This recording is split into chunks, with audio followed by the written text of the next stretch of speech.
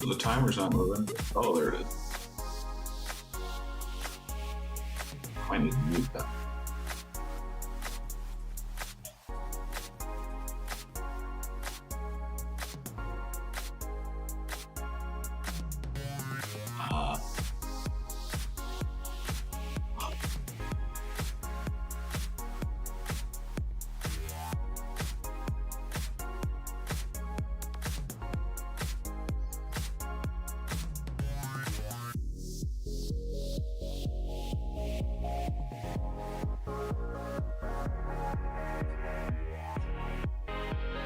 Where? Yeah, that's cool, man. That's cool. No, it's all good. And if there's like some kind of lag, we'll figure it out.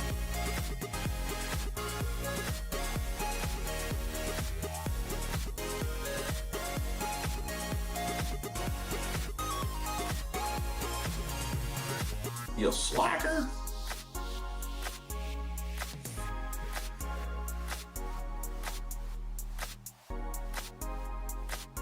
No, I think they're chilling.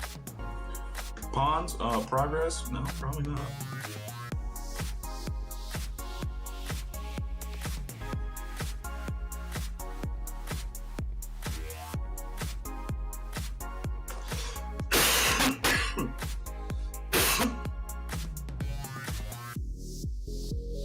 Did you just hear me cough? What the fuck? I muted that thing. Sorry. I try to mute it if I got a cough, but all right, man. I don't even know that you can hear it. I'll just fucking not do it right, but can't.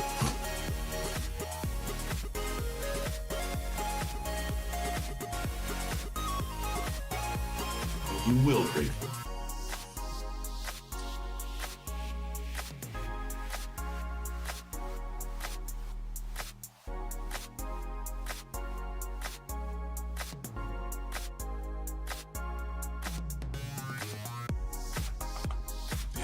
Clearly.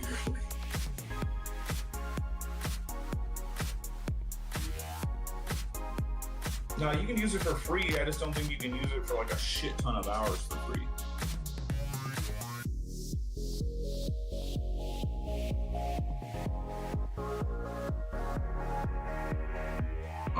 Yeah, StreamYard's really weak.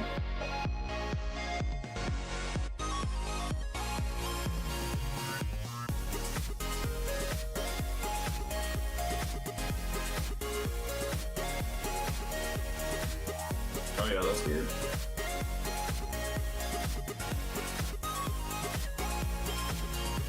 Pause. I got them clean germs, let me tell you.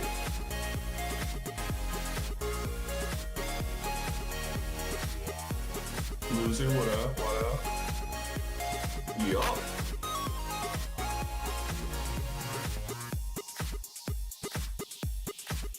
I don't know how long they've been able to hear it. I think just since the video. That's alright. We're a bunch of circus animals here. It's fine.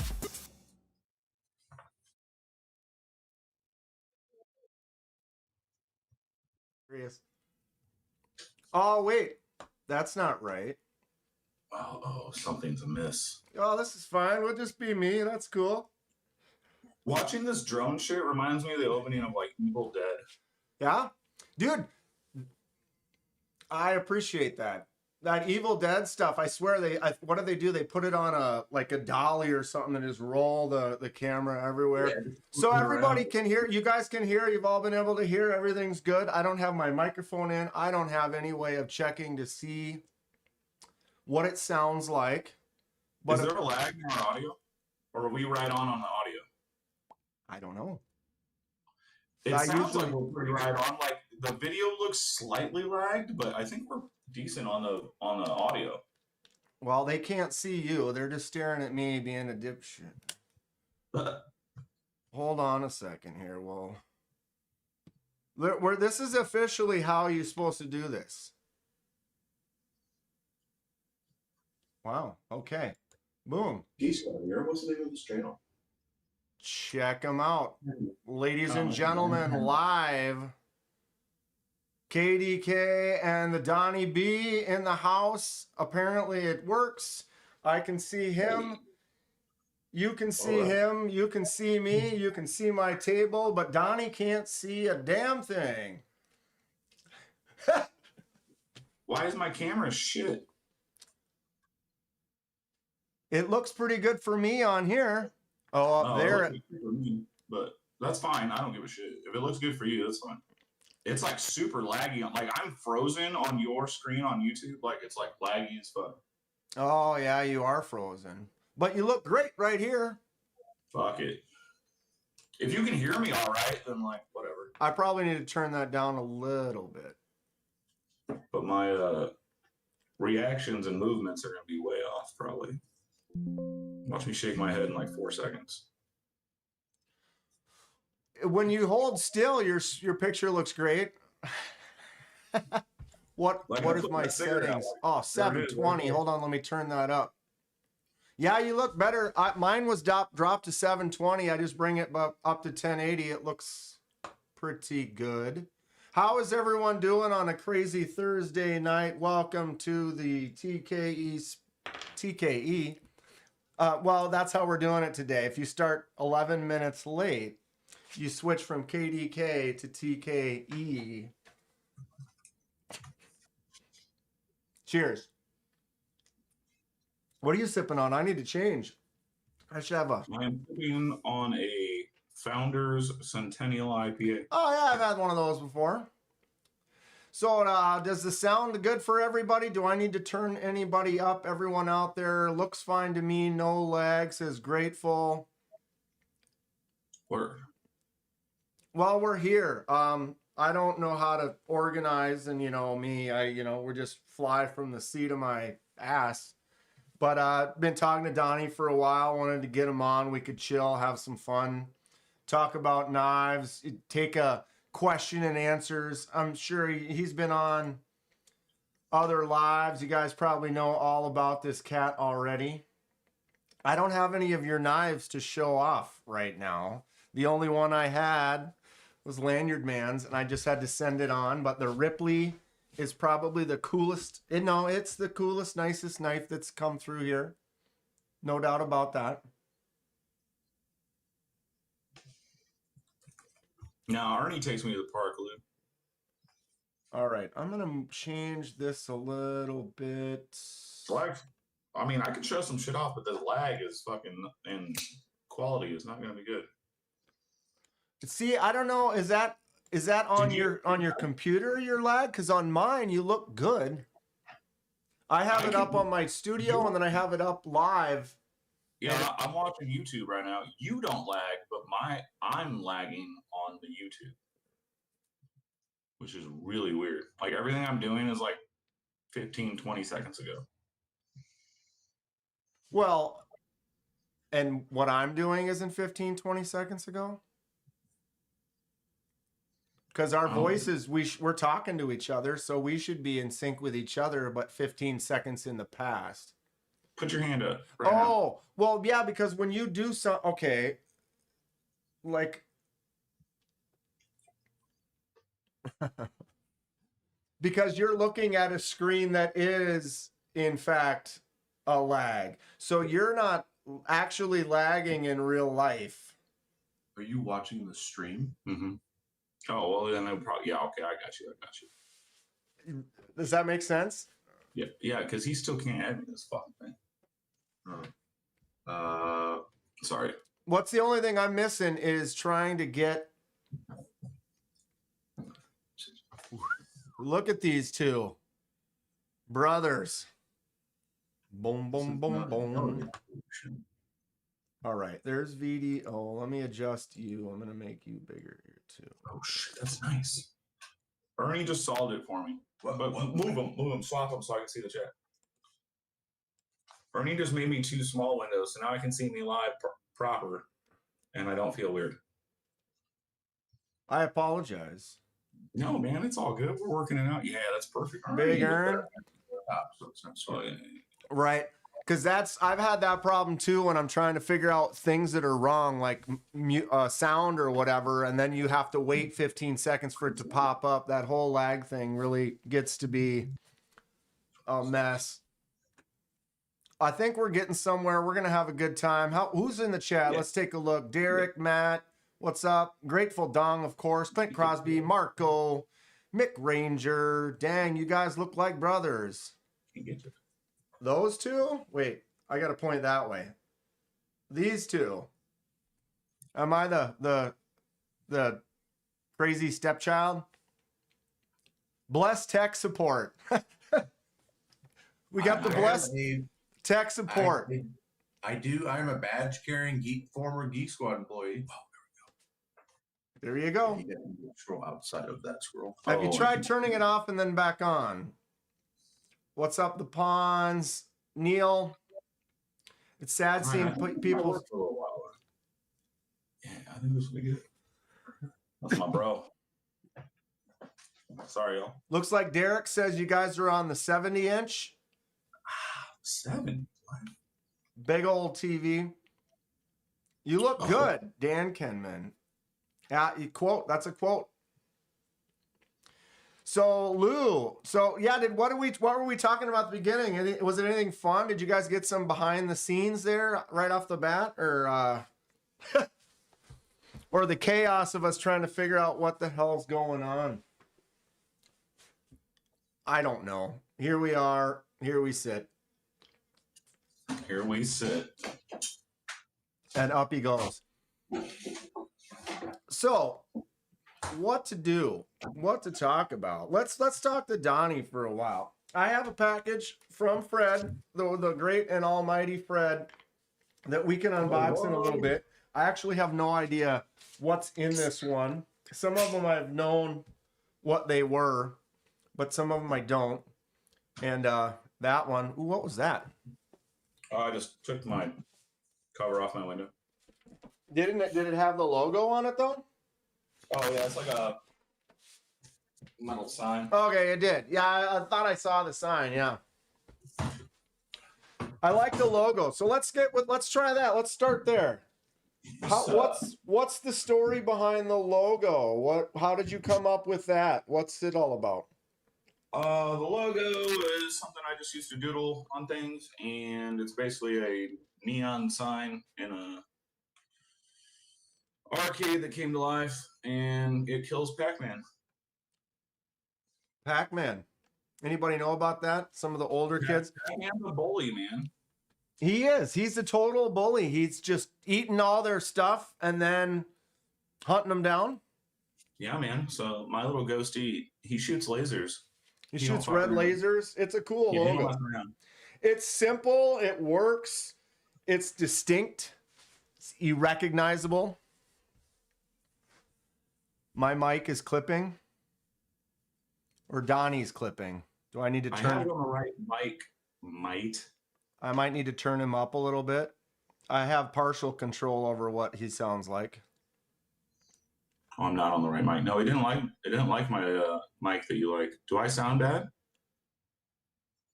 When I had you on my earhead, On your earhead? no, you sound.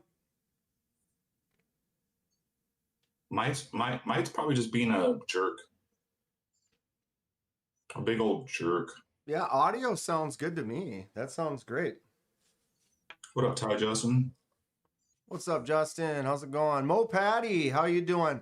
Patty, I'll have tracking for you for your stuff. And I had the one knife I'm sending to Paul. Paul's in here too. What's up, Paul?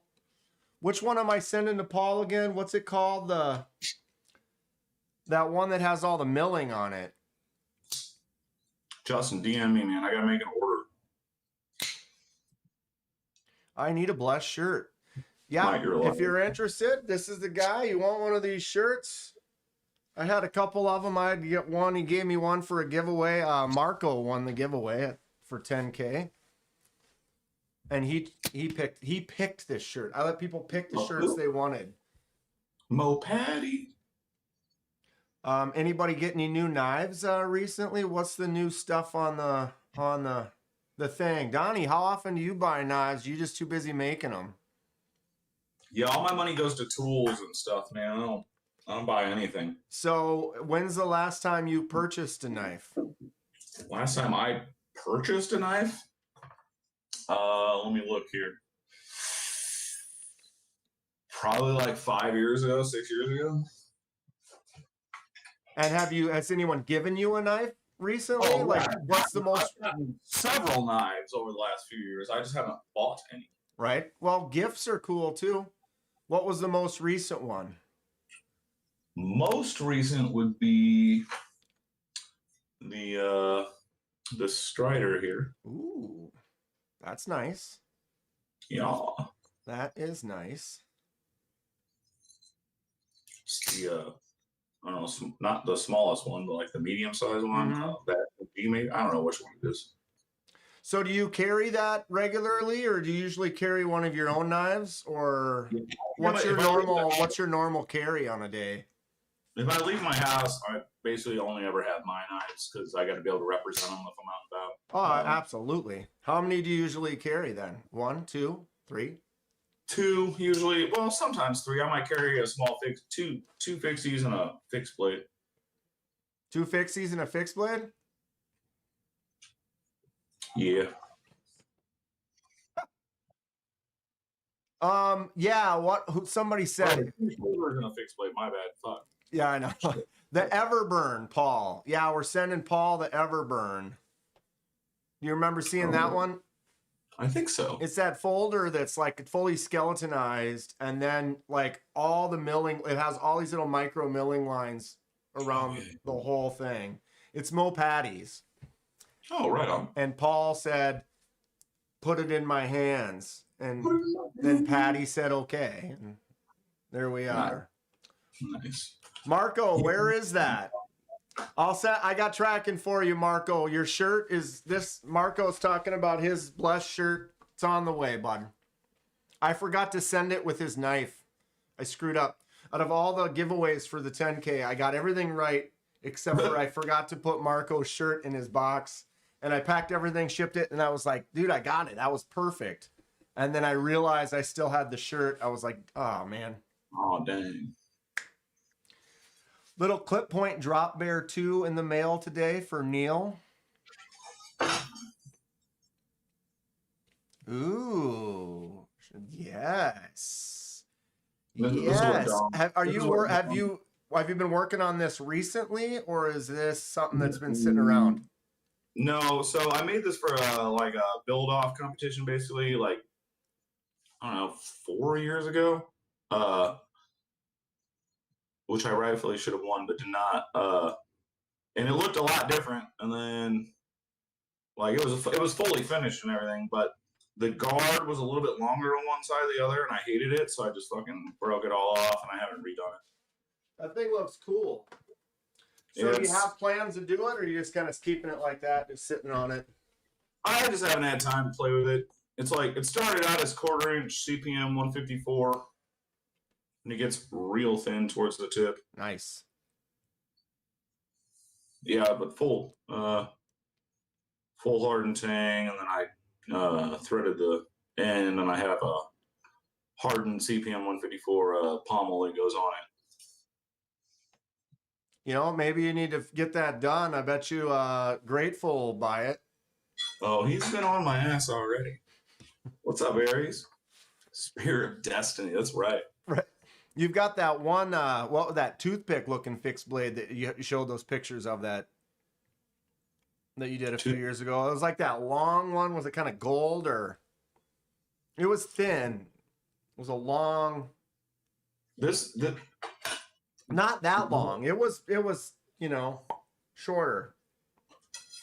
I've only made 2 daggers, so it was either that one or the blue handled one.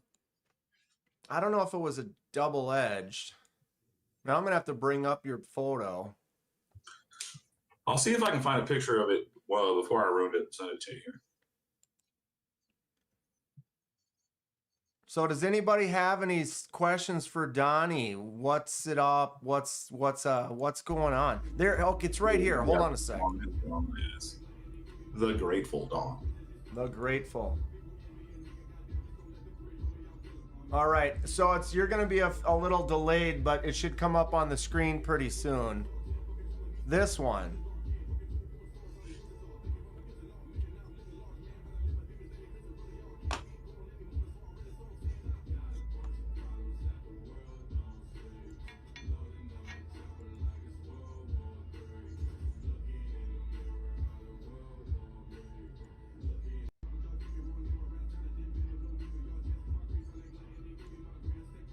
You see it? Not yet. Ramses Silent How became much a of a member. delay is- Ramses Silent celebrates Oh, 1 month of membership. that Hit little the tiny thumbs hologram. up emoji. It's better than hitting your thumbs up emoji. Yeah, it's based off with of a a hammer I think a emoji. Bastinelli knife. Oh yeah. But It's we cool. changed all the geometry and the shape of it and everything. That's the only hollow ground blade I've ever made. That's pretty sweet though. Grateful Dong and I both probably pick one up. So Ramses Silent member for 1 month. Hit that thumbs up. It's better than hitting your thumb with a hammer. Ty, no, it's not a mirror polish. It's just I think it's probably just like I don't know, 400 or 600 grit. That thing's cool. Honestly, can't remember.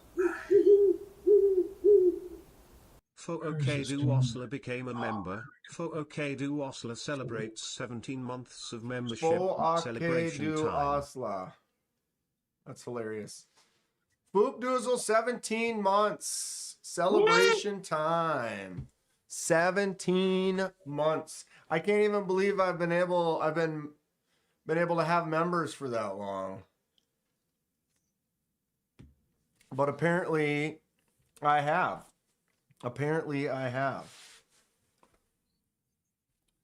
So technically, this I is just sent you pictures of what that toothpick used to look like as soon as I get done sending. sure.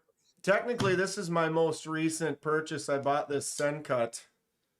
Sencuts are budget. I know Donnie's gone on the delay, so he can't see it for a few seconds. But yeah, Sencut Alawasi. This was like $40. 9 CR with a hollow grind on it. Or no, wait, this doesn't. No, it does. I like some of these budget beaters. I used to get them all so I could do like dye projects and stuff with it. Oh yeah, man, I like all knives. I got cheap ass knives. What is this thing? Whatever this is. My uncle gave it to me because he got like 500 of them for like $40 for his work crew. 500 of them. I don't know. He got like he said he paid like a couple bucks a piece tops for them. You know what I mean? That's crazy. Isn't it weird how they can? I was like, here you go. I was like, sweet. Yeah, I know. Fook Doozle bought like. Thanks, Matt. He bought like 40 of these dragon knives for like $2 a piece. Hell yeah. And it's like, I don't know what if somebody they fell off a boat or something, but how they are able to even sell something. Yeah, it's a budget cheapo. The edge is probably crap, but for $2, it's wild that what you can get for as cheap as you can get these days. Fred, work that shit. Thanks for tuning in, buddy. On the treadmill. Yeah, Fred, I got this box from Fred. I got to open up. The last few times Fred has sent a package, he sent one for me to check out, and I ended up buying this, the Lemfish singing rattlesnake knife that my microphone doesn't pick up anymore. I got to figure out how to change my microphone settings because I got like a noise gate or something on there, and it like cuts it out before he can like sing. Oh no, I just heard it sing. But I got this one from him from one of his boxes recently, and I was like, didn't pass it. I'm like, I want to buy it. And then the most recent one is this one here. This is the Remet Meteor. It's a button actuated liner lock, or I guess it would be a bolster lock from Remet. But I like that lock. It's just fun. It's fidgety. The front flip, the button, and then you can also treat it like that bolster lock.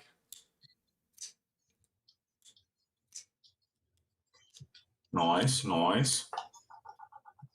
And so yeah, the last couple boxes I gotten from Fred, it's like I end up buying one of them. Spider Gang. What up, Cicero? Fook the Blue Dragon. Yeah, dude, that's a grail.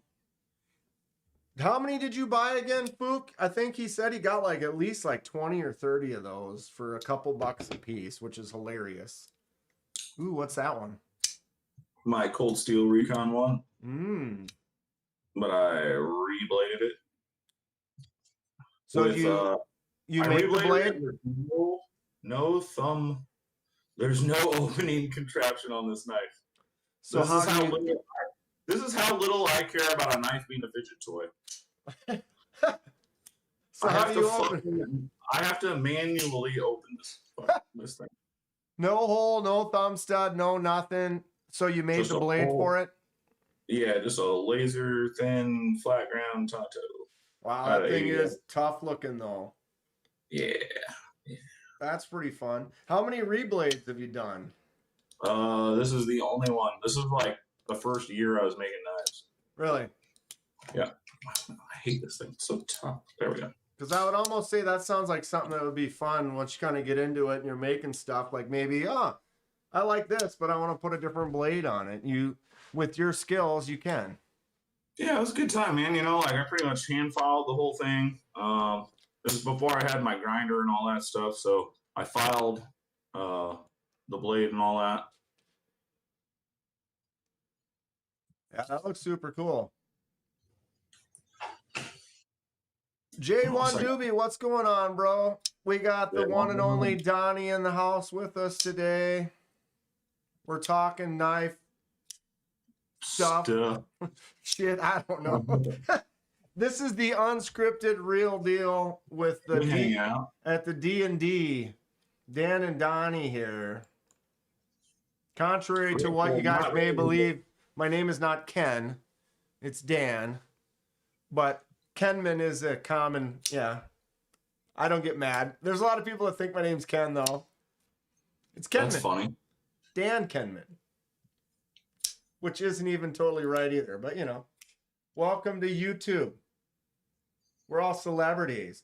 See, Donnie's probably born with the Donnie Bless. That's just he was blessed with a good name. Yeah, I'm a junior, so. You don't look like the type that would have went out and changed your name. No, this is all government approved. You got a legitimate license and everything. Mm-hmm. So it's actually funny. When my great grandpa came over on a boat, they couldn't read his fucking name. So sorry. It's all good. They literally like stamped. They were like, "You are blessed now."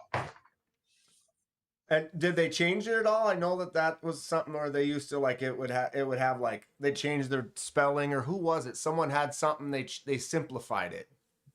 My family can't even read the old name. Okay. It was like it's on this weathered piece of paper, and it's so bad, and like we really don't even know what our original name is. Right. Blessing Gamillion. Something, man. Right. Justin. So it's Titanium Justin. Is that your name? Dan Kenman's basically my name. That's pretty much right. My email has been Dan Kenman since probably the 90s. That's legit. Oh, we've got Puss in Boots. What's the name? What's the cat's name? It's Fuzzy. Fuzzy? Yeah, she used to have a real name, but that died a long time ago. Now it's just Fuzzy. Right? That happens sometimes. No, so I have two black cats. One's fuzzy, one's like slick and smooth. Mm-hmm. So they're just fuzzy and smooth now. Sure. They used to be City and Nija, but that's all gone now. It evolves. Sometimes nicknames evolve. So you have two cats. You have any other animals? No. No. I have no animals. I mean, No, I guess I took mine in. Somebody literally movie style dumped them in a box in the middle of the winter on my street, and they were like dying, small kittens, and I got the guilt in me or something. I don't know. Right. Next thing you know, you're like, wow, I got cats. I didn't know they lived 20 plus years. Yeah, unless you really want them and really love them, then they might not. You Maybe. know, I had one that Yeah, I mean, I treat them well and stuff. They're just my roommates, basically. But right. like, I was never a pet dude. Never had pets growing up. Never wanted pets. But now they're here. Cats are pretty cool though. I've had cats. Mine are cool. They're really Mine are chill. They're like, I think one of the better pets to have, really, because they kind of have their own kind of deal, and you can kind of get them to be cool with you if you know if they want to. It's kind of all up to them. But when I had to, basically I lost one, he was like 11 and got sick, and I had to put him to sleep, and then the other one, she got older and had to put her down, and it's like once that happened, I was like, yeah. The inevitable loss kind of sucks. Yeah. Oh, I mean, I'll be sad when they're gone, but I ain't getting no more. Right. You got Fook Doozle's real name is Fook Doozle. What? Your Fred's cat loves his knives. Well, Fred, your cat has good taste, I'm sure.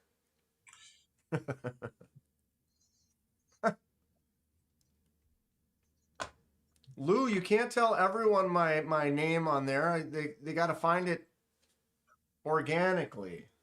Lou, what was your confirmation name? Mine was Blaze.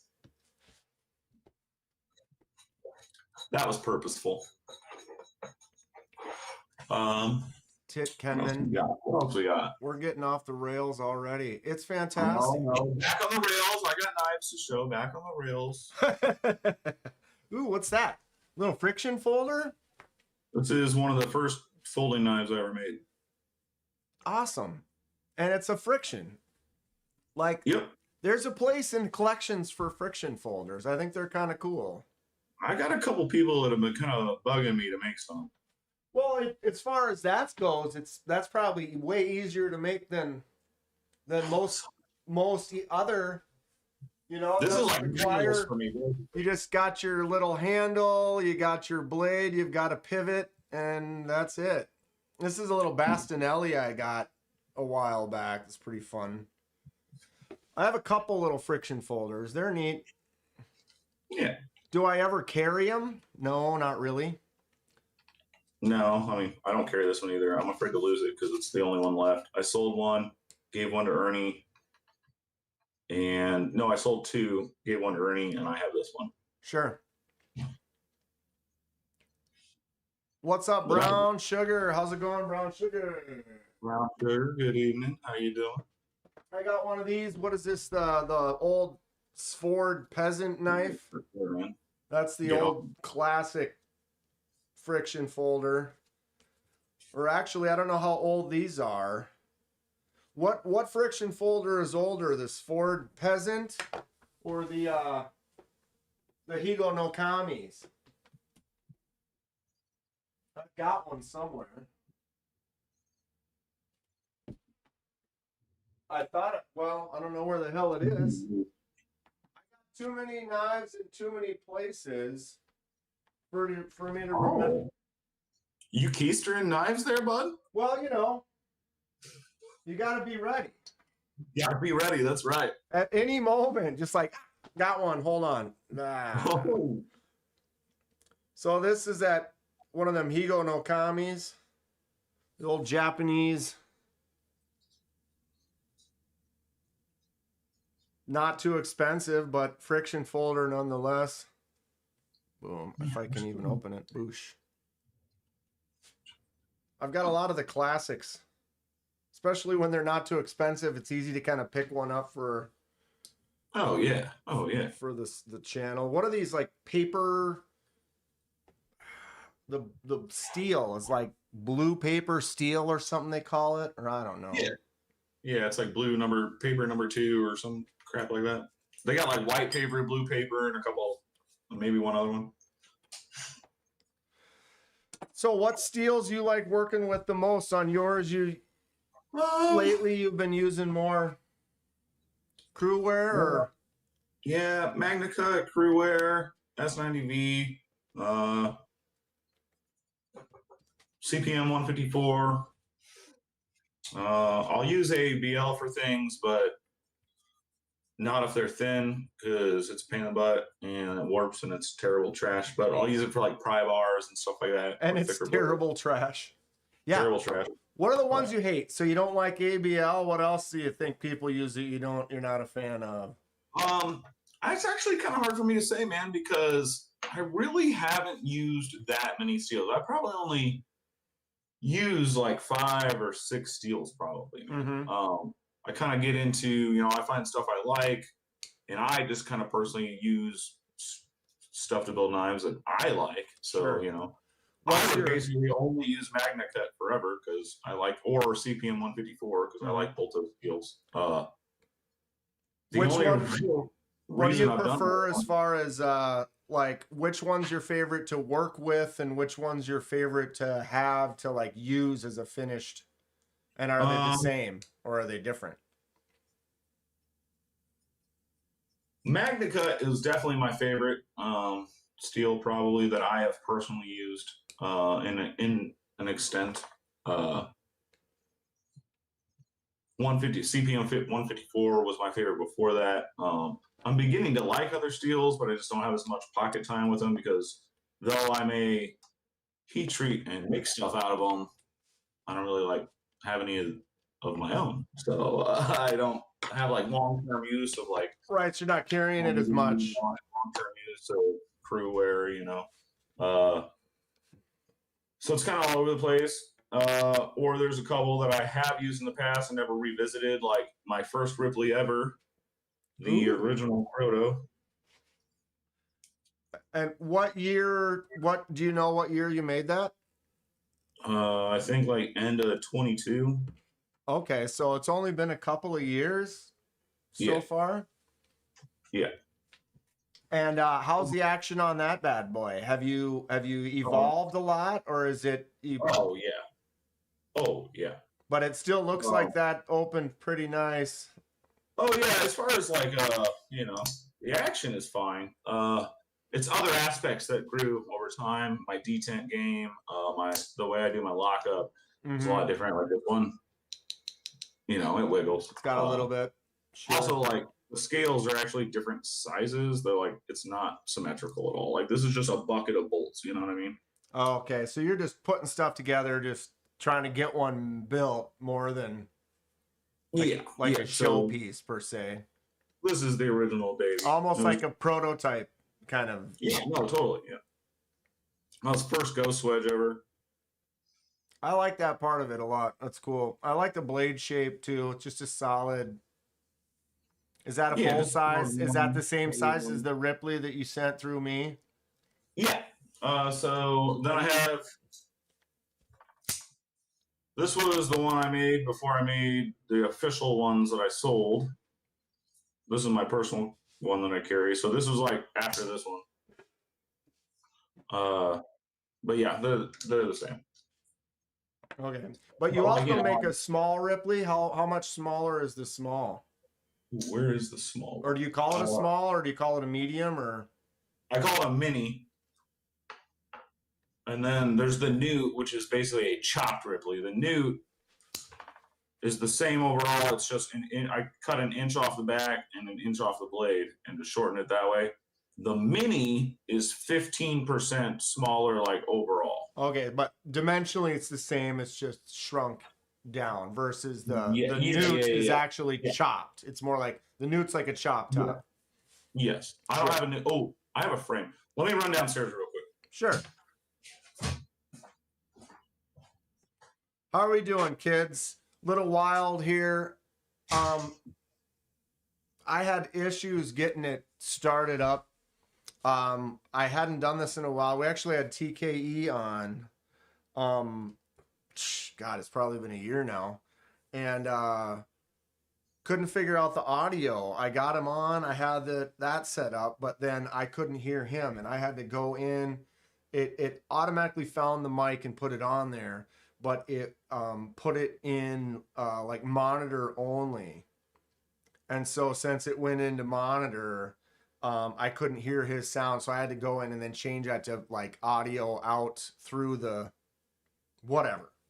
I had to change it. The Predator design makes me tingle. It's so nice. Donnie's designs are incredible. He does an amazing job. Humble guy, really nice guy, you can tell. But he makes some really cool stuff. Fred says he wants him to make an even smaller one. Yeah, Donnie. We get it, Fred. That damn autocorrect. But yeah, I did pick this up from Fred, the Meteor from Ramet. That button actuated bolster lock is really cool. I dig it. It's got some fun action to it. The fact that you can do it as a button, or you can get in here and drop it like just super fun stuff. Sometimes you see one, you like it, you feel it, you're like, boom. Got to get it on his books first. Yeah, we're going to talk to him about that, Smock. How you doing today, Smock? Who have I missed in here? I apologize. Haven't maybe paid as much attention to the chat. What are you up to tonight, Smocky? You old Smocky Poo. Open up your box. There's one fun knife in it, another two real good ones. All right. Okay. Let me rearrange. There he is. Have returned. All right, so we got the Ripley. Yes. Yes. We got, now mind you, this is just a frame and a G10 like blank blade I made for prototyping. Okay. So this is the newt, so it's chopped, right? Right. Now we got the mini. How Like, long is the... on my lagged screen, I just sat down just now. Right, you're only 15 seconds back. It's fine. You look great. So how much shorter? How much shorter is the mini? That's like the blade is like what, a ½ inch shorter? Maybe. It's yeah, it's not much shorter at all. It just looks a lot smaller. Right. It's a cool knife. It's crazy how, like, when I had it, it's like you look at it, it doesn't seem huge, but then you pick it up and it's like you realize the Ripley is just a beast. It's enormous. I love it. All right, so see the handles there? Yep. It's got, you got the handle's definitely a good ½ inch or more longer. Yeah, it's just 15% overall smaller, yeah. But it's still an 8-inch knife. Right. It's still a full size. So, right, even though so it Fred, really don't make it. Fred wants Like, you to make a You're small. like, oh, it's tiny. Yeah, so you need to make one another inch smaller yet, another 20% smaller than that. That sounds like a pain in the butt. You know Fred's good for it. Fred will buy it from you. Oh, I'll be building something for Fred that's Even better. particular. Even That's better. particular. Somebody asked to see a Predator, which I don't have one. I only have this one that's like half built, much to Paul Mills's sadness. But hold on, let me rotate it. It's not done yet or anything. Ooh. And you can't see it right now, but it is it's black Damascus. Oh, you can see the pattern a little bit in there. Okay, yeah. Yeah, I see it. It's like a little diamond. Yeah, it kind of looks like fish scales. Right. But yeah, and then so the blade is mostly done. I got all the bevels and everything done on it. I just gotta grind the main bevel and finish it out. But the backspacer, Ooh, the backspacer's big. it's big and it's like, so you can see it. Focus. I know. Welcome to the world of focus. I hate it. Loser. Oh, it's not gonna do it. It's supposed to zoom in anyway. So it's 3 pieces, and then it's floating over here. Oh yeah, the top half. Yeah, the top half floats. Oh, there we go. Mm-hmm. And then, yeah, so it's 3-piece. It'll be black Timascus all the way down the center, the long part. And then these side pieces that I jimped are, Yeah. there's That looks great. I'm really I'm into struggling with it. I'm used to my camera being flipped, and this won't let me. That really, like, I know. Yeah. I'm I'm not complaining. I was just saying, like, I need to work on my my split screen game, I think. well, yeah. I haven't done it in forever. Except for I guess I did it with I did a couple groups with Titanium Justin, but I think we were doing it in a vertical live, which is totally different. Man, I just lost him. This is just one long infomercial for Blessed Knives, Lou. Are you gonna buy one, Lou? You gonna buy one, Lou? Lou, you buy one yet, Lou? I just lost the barrel spacer. Damn it. Dropping stuff. Yeah, I was about to show you this vapor, and I picked it up, and this barrel spacer fell out, and I about lost one of these micro washers I made to make the backspacer flow. They're like 12 thou thick. So do you start off with like a sheet and basically cut them and sand them and whatever? I mean, you don't have to tell us your secrets, but yeah. No, I mean, yeah, that's exactly what I do. I cut out a little square, drill 4 holes in it, sand the whole square down to the size, and then zip them out with a cutting disc on a what do you call it? A Dremel, and then round them off on the grinder and stuff. Marco says use code KDK10, 10% off at Donnie. Thanks, Chris.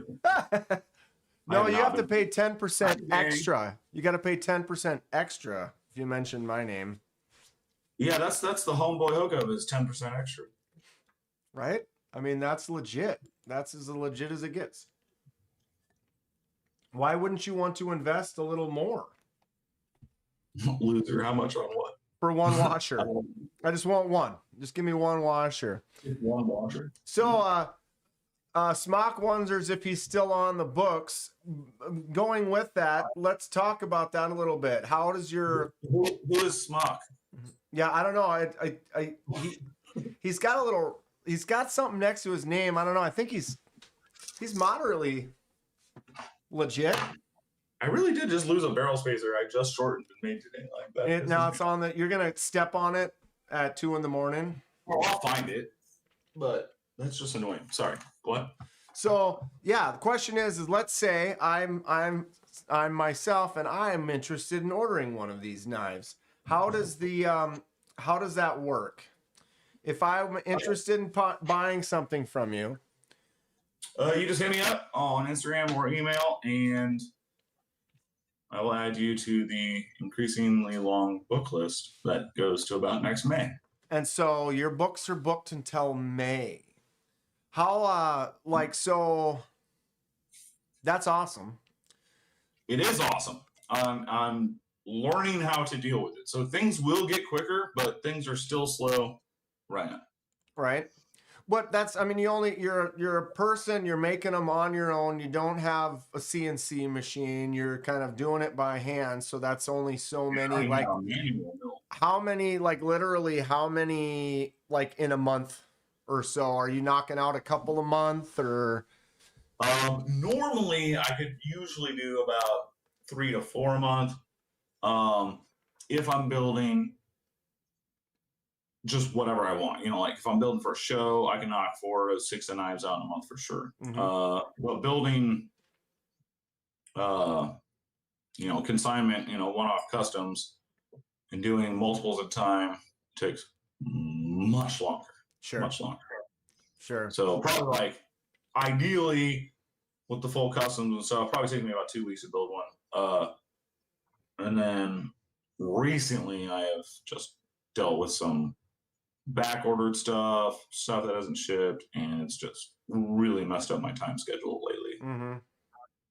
But yeah, so normally 1 to 2 weeks for a build, depending on how crazy it is. Right.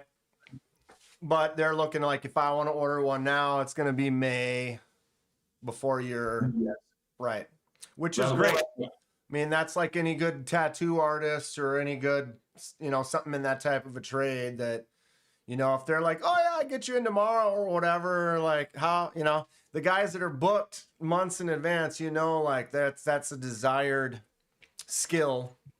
Oh yeah. And you do make great stuff. It's really high quality.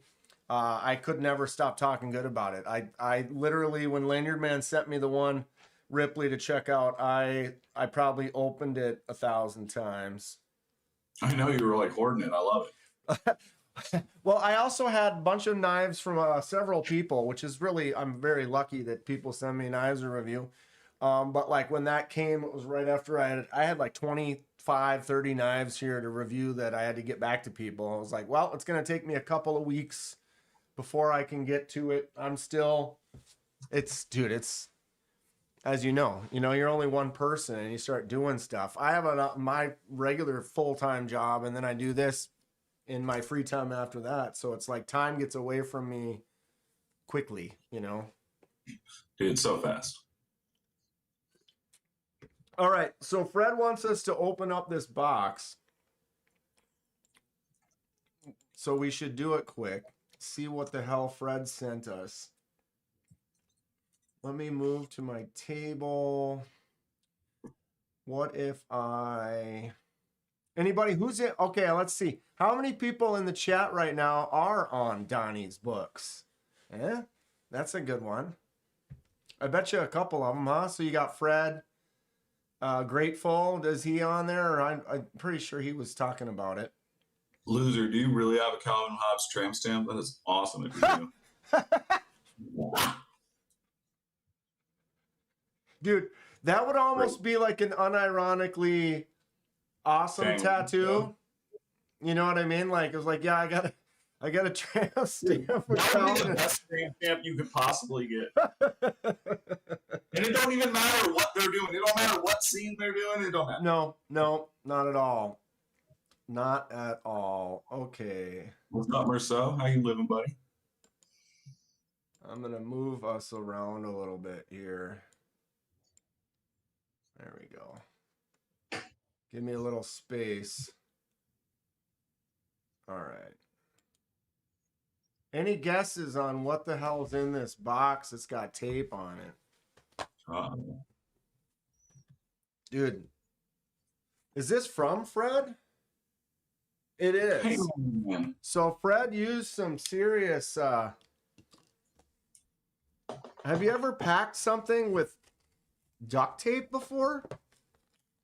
I have, but I don't like using it. I'm trying to think if I'm not ripping on you, Fred. I'll tape the hell out of something with some packing tape. Right. Oh, dude, yeah, I use a lot of tape. I made an order, man. I'll get you a shirt before the knife, man. I gotta order like 25 or 30 at once. I don't remember what it is. I just haven't put the order in. What is going on here? We got some Poikilo. Poikilo? Poikilo? Poikilo? Poikilo. I I'm think it's unsure. Poikilo. Not sure. Sir. Here are a few knives to review. And then they're going to go somewhere else. I think Poikilo puts a lot of work in their packaging.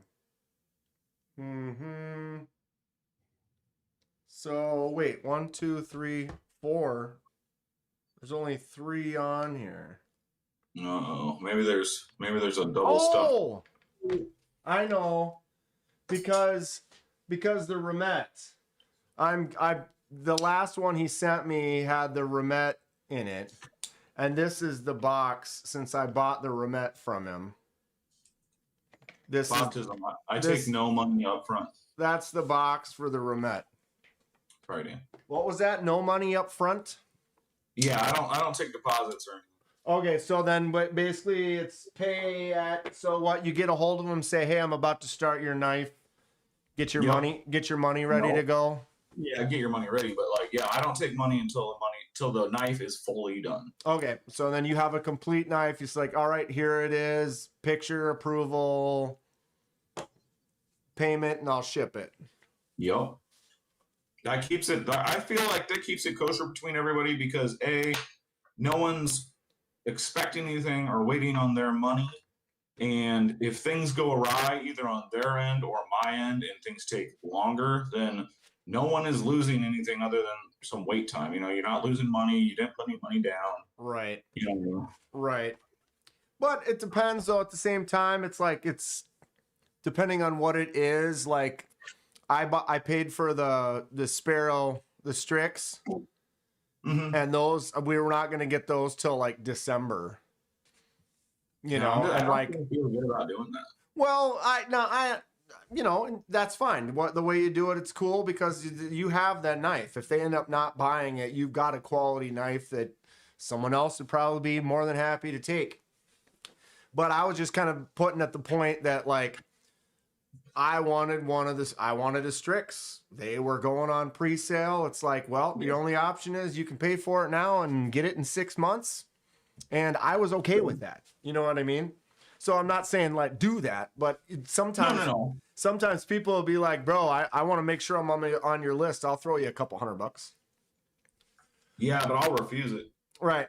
Which is cool. That's, you know, I would probably do the same thing. Also, it's like it also is because I learned the hard way from tattooing for a decade.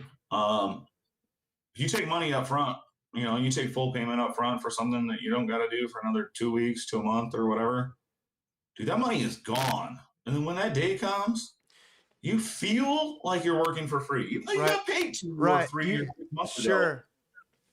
I And hear that's you on not, that. that's not the customer's fault, you know what I mean? But it makes you feel like shit while you're doing it. And like, Right. well, it makes me feel like shit while I'm doing it. You know, like I can't live that way. I can't live that life. Right.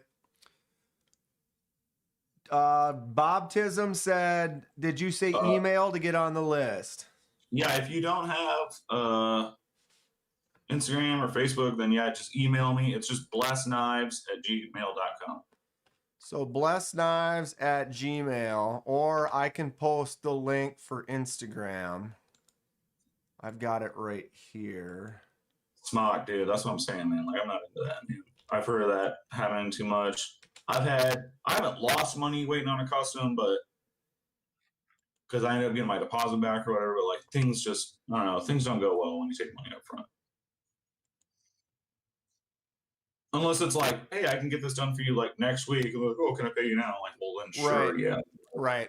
Well, especially though, what you were saying about doing it later. If you took money now and then didn't start it until May, it would Right. definitely feel different because that's Yeah, dude, you know that money would be gone. You know, like that would be totally gone.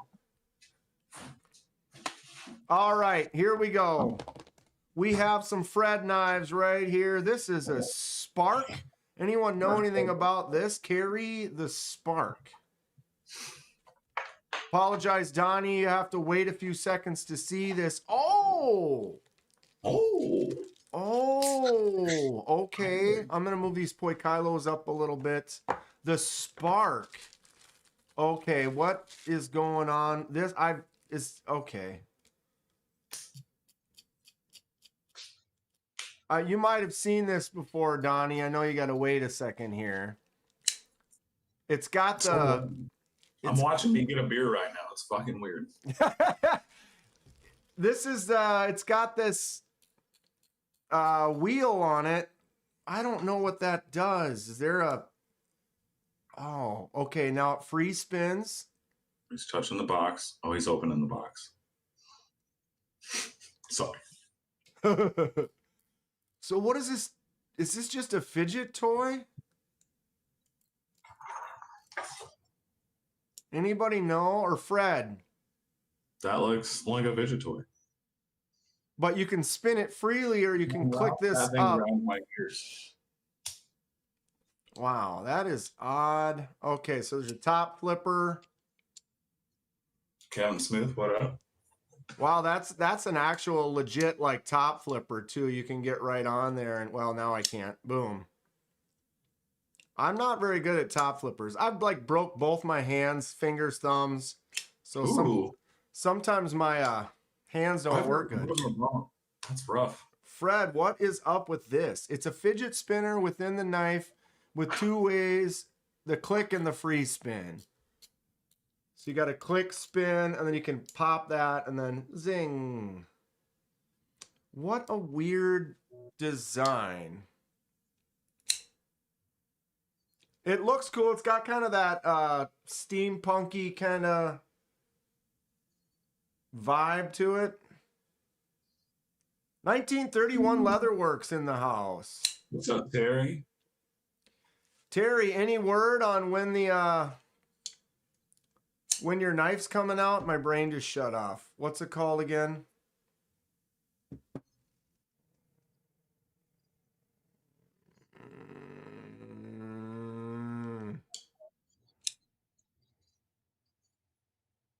It is fun, Fred. That's an interesting kind of a fun. It'll be a good little review. What's the name of Terry's knife? I gotta remember it before someone types it. Do they make other knives, Fred, or is this Spark? Is this like the Orlock?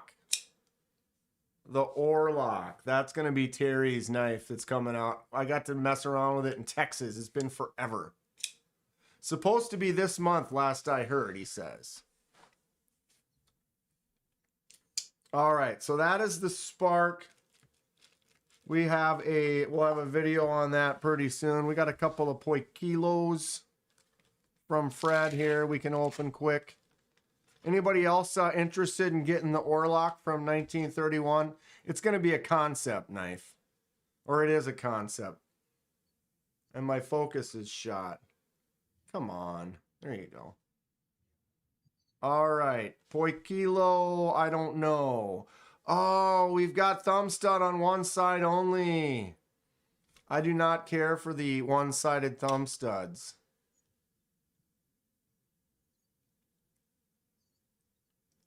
But can I flick it out? That's the question.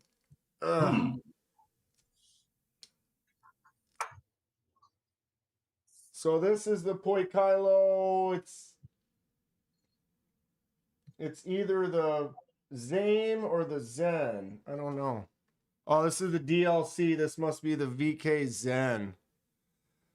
What's everyone think about knives that only have a thumb stud on one side?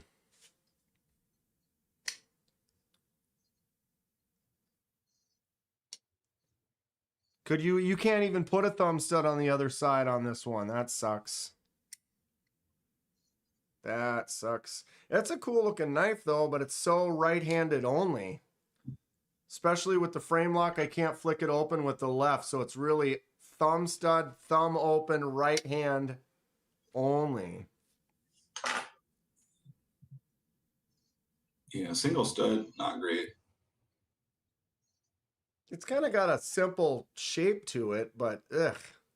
Yeah, I don't. Single stud is just, it's way too Oh, and then asymmetric. look at that stud. You close it, it's like, nope, no chance. No, you'd have to change the lock bar, but you can't make that lock bar lower right there because then you wouldn't even have access to it.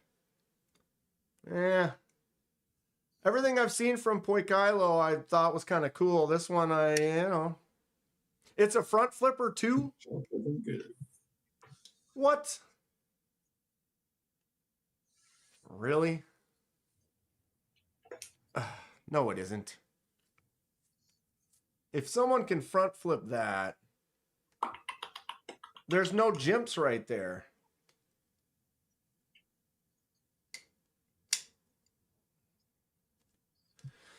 We'll test it out. We'll see how that goes. As a lefty, it pains me. All right, here's the third one.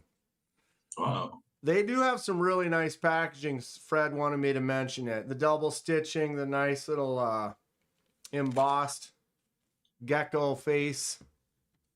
Have you seen that knife that Paul got that's got the gecko eyeball cutout? Where? Oh yeah, that Satu Dave made. Yeah. Is that who made it? I just now saw the first time, but it's like the whole. I almost should just bring it up quick. Yeah, a little chameleon eye. Did he text that to me? No, I think he just.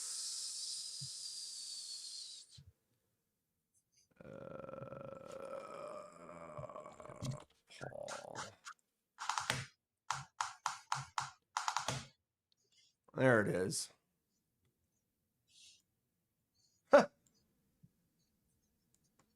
This thing right here. So what did you say that was? You're still waiting for it. It'll be on the screen in T-minus 4 minutes. Nice. I'm watching the screen intently up there like, yep, not going anywhere. There it is. All right, depending on how much lag you got, it just came up on my live.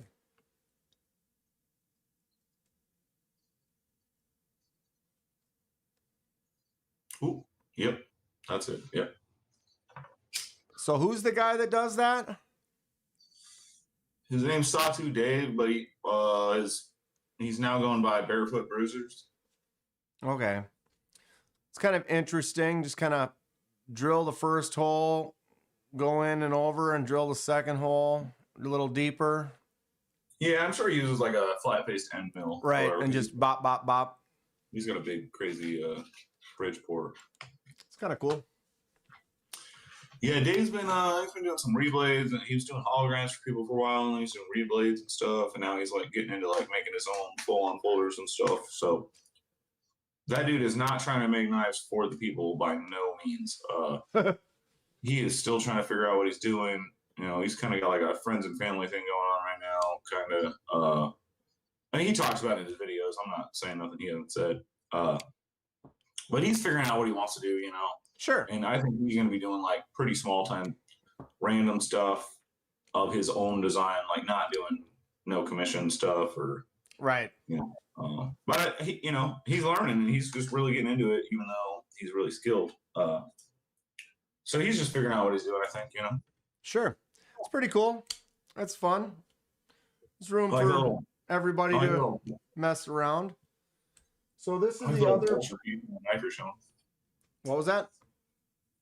The little silver knife you're showing with the two bolsters. Yep. That hide that looks cool. So this is the. I can't read that on there. Oh, can't read. I can't read. Well, you're a carny. I never learned to read. Although we've got the full frame lock on there, and I can put my thumb on it as a lefty. Oh, now I can't. And still flick it out, which is cool. We got the front flipper on there. We've got a little rear flip. Yako. Oh, and it's an integral. Oh. That also is an integral. Neat. What's up, Mad Yako? How you doing? So this is a Poikilo from Fred the Lugs collection for us to check out. Yeah, Fred, this one's cool. It's heavy. I wonder if this is just a different piece of titanium that they did. I like that kind of contrast.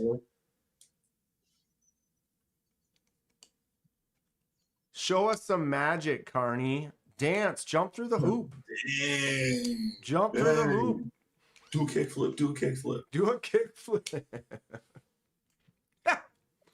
Right? The VI Zame. What do you think about integrals? Have you ever considered trying to not CNC a mill one? What? No, get out of here. I mean, have I contemplated the thought of it out of sheer morbid curiosity? Yes. However, no. You'd be drilling in there? Oh my God. That sounds like a nightmare. I don't even like them personally. Like, I mean, they're neat from a machining standpoint or but I don't really care for them. Right. Well, it's so you get this right here. There's no screws on this side. You can't see any screws at all. Then you gotta like service it, and then putting it back together is weird. And I don't like that. Right. Wow. Wait a minute. These like pivot caps or something. Like, how do you even get to the pivot? I don't know how that one works. What? Because yeah, I mean, there's no sandwich. It's one piece. That means there's a screw in here or here somewhere. But how do you? What? Yeah, I don't know how that one works. How does that even? That doesn't even make sense. Lou, I can't skate no more, but I can still kickflip. I haven't tried a kickflip in a while. I don't skate anymore.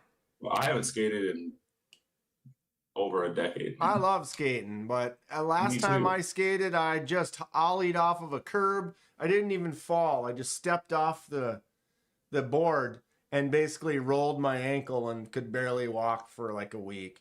And like I didn't even fall. It was like, dude, I barely even came off it silly, and I'm just a mess. I got a couple bad lower discs, so I just like can't mess around no more. Right. Otherwise, I am laid up. I'd be impressed if KDK could do a kick turn at this point. I love it.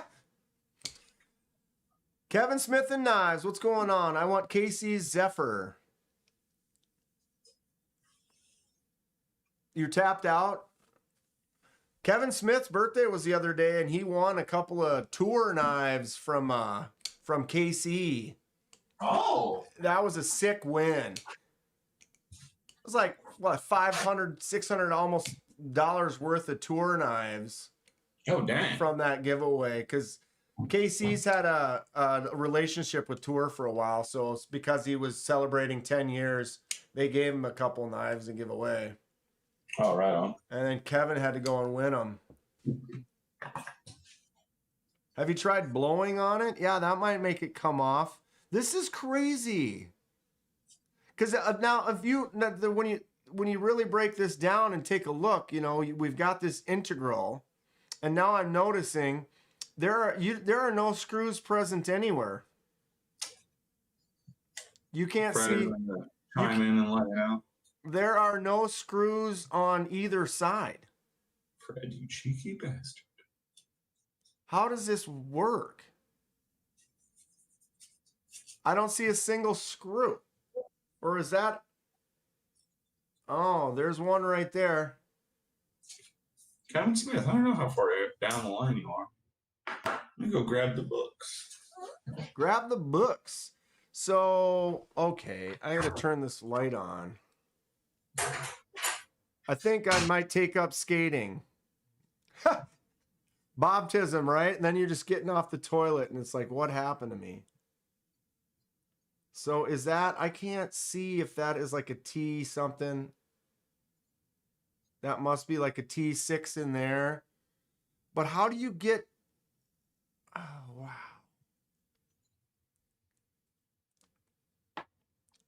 So yeah, this is just crazy. Give me a second here. I'm gonna.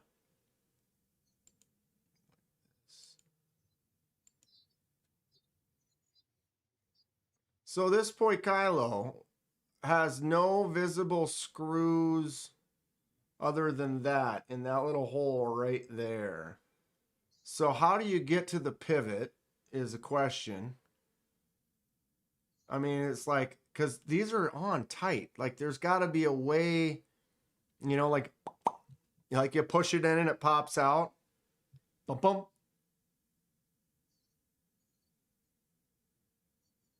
That is something. Fred, do you know how this comes apart at all? We're going to have to look it up.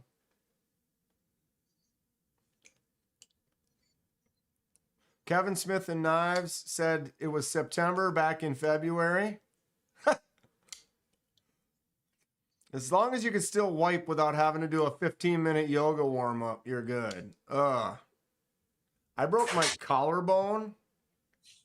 And I couldn't even sit down. Like, oh, that was the worst. You can't push. You can't. Oh, no Ernie good. broke collarbone playing soccer once. Pretty sure my last shove it was 30 years ago. Nice. Dude, I'm still kind of dumbfounded by this. It's kind of like a puzzle. Like, I almost want to figure out how this works without being told. But I still have no I was thinking you got to squeeze it. You just go plump, plump, and it should pop out like the old doors on a cabinet or something. Mm-hmm. That is nuts. So you actually have a book for your books? Kevin Smith, you're about 13 down the line, buddy. Well, hold on. 11 down the line? 11 down the line. Fred says no idea how to get this open. So Kevin, you got a little ways to wait. Hopefully I'll be getting faster, but come on. Just bear with me here, people. You have to wait. You have to be patient for incredible craftsmanship. I would love to build them fast, be able to build them faster, but it just is not real life right now. Right? Do you have another job right now, or what do you? No. So you've got the time of your time is loose to be able to work on it, but you still have to live. That's what I tell people too. It's like, Yeah. you got to be able to have that time where you can just be on, do your own thing for a little bit and like go relax, go get a coffee or. Oh yeah, well, so I worked at a tattoo shop for like 20 plus years, and and then I did nothing for a couple of years because of the whole pandemic thing, and then that was when Ernie basically pushed me to turn this into a business because I was already making fixies and stuff, for fun or whatever. So then I started hustling that a little bit harder, selling around town and stuff, selling fixies, making extra money and keep going by, I had a small nest egg after the shop closed or whatever, but I wasn't like balling or nothing. So then I kind of went full bore, figured out how to make folders, did that, failed, spent another year actually perfecting it. And then, beginning of last year, and was basically when I started selling folders. And I'm starting to make it work thanks to a bunch of you lovely folks. Isn't that great? It is amazing. Well, your action on yours is way better than the action on this expensive Poikilo. Hey. Look at this.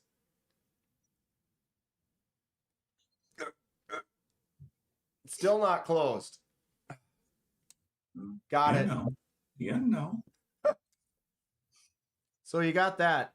I would imagine that was one that took a while. It's figuring out the detent and the lock bar and getting that to not have any rock lock on it, and like just yours, they close so nice. They open. I mean, you got the Ripley's got a bigger, slightly larger blade. You get a little more weight behind it. Helps it kind of swing down a little bit. But I mean, this I'm swinging hard. But like my personal one, this is less than 1/8 inch. Like this one's, right. It's just the same, Mm-hmm. And they drop really nice. But yeah, so my detent lockup, geometry, the way I cut my lock on the tang of the knife, just the way I do all that stuff.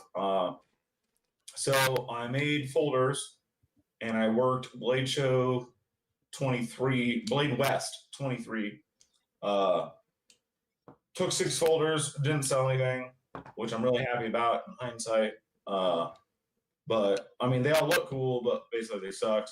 And then I met a few makers and learned some things, and then I spent a year dialing them in, and yeah, then I started selling them. And now you're making some here and there. And which ones are you working on right now? Like the ones that you're currently on in the books, are they mostly Ripley's or? I'm working on. Or what's the hot stuff? What's the one that most people that are in the books are excited about? Yeah, so far it's still the Ripley, but currently I'm doing 3 Ripleys, a Predator, and a Vapor. Which I was trying to show you the Vapor earlier, and I lost the barrel spacer for the back end, but yeah. It's on the floor somewhere now. I know it. I know. Dude, I remember one of my first dye projects I was doing. Oh, it might have been the Vision FG or whatever, but I'm in the kitchen and like literally putting them back together, and boom, the spring goes, and like barrel spacer spring on the floor. One of them rolls underneath the refrigerator.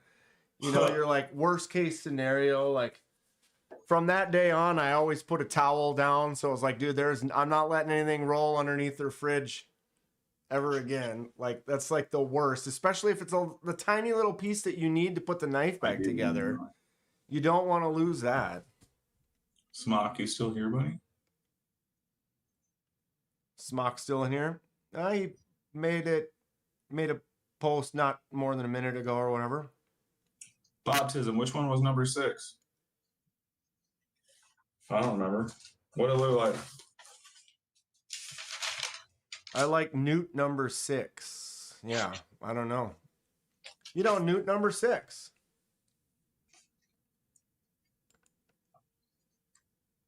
Ryan Smock. Ryan Smock. In the books. In the books. Oops. Smock, as soon as I can finish up these dang knives I'm working on right now, like I said, I ran into a bunch of BS. You're in the next line, homie. You're in the next run, homie. That's a pretty dope feeling. Here, my friend.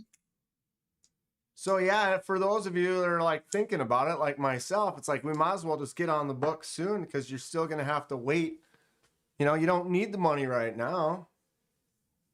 That's right. That's why I started telling people, man. I was like, you got time to build up. And also, if the time comes, and this goes for anybody in my books, and I've told everybody that's on my books now currently, but so say, you know, I'm about to start the build, and they're like, everybody, you know, it's all kosher, everybody's cool. And then I get the build done, and somebody's like, hey, man, X happened. I still want it, but I need more time. I will hold that knife until you can pay me. Until you tell me to sell it to somebody else, that is going to be your knife. It'll just sit here until you can pay me. That's pretty sweet. So, like, yeah, dude, because, like, I don't know, like, if somebody's, like, willing to, A, trust me to build them a knife, B, wait for me to build them a knife, how would I be pissy about them being, like, needing some extra time if something happened? You know what I mean? Like, right. I built, especially the customs, you know what I mean? Like, I built it for this person. Like, I will let it sit here for 6 months if I need to. I don't care, man. Like, just, it'll be here. Right. Right. That's cool. And that's another thing too. People they know that, they learn that, you get a reputation behind yourself, and should bring you more people in because they see your, like I said, your reputation. It makes it a little more comfortable. A lot of times people might be a little nervous about spending more than a couple $100 on something. No, and I totally get that because, you know, like I've talked about often, I've never been even like a normal collector like most people in this community, and B, like I've never bought a full-on custom knife. Like still to this day, I have never bought a full 100% custom knife. I suppose. Well, I bought Pixies, but right. But I get that, you know, in a way it's kind of those things you start really had or wanted to spend $1,000 until, well, I started building them. And I was like, oh, look at this world I entered. Right. And then once you start making them, like you said, you got to kind of represent, you got to carry your own. And then at the same time, you're making some good stuff. Now you can kind of make what you want it to be. Yeah. You know, and it makes it now you're wants. Right. The next run. I know.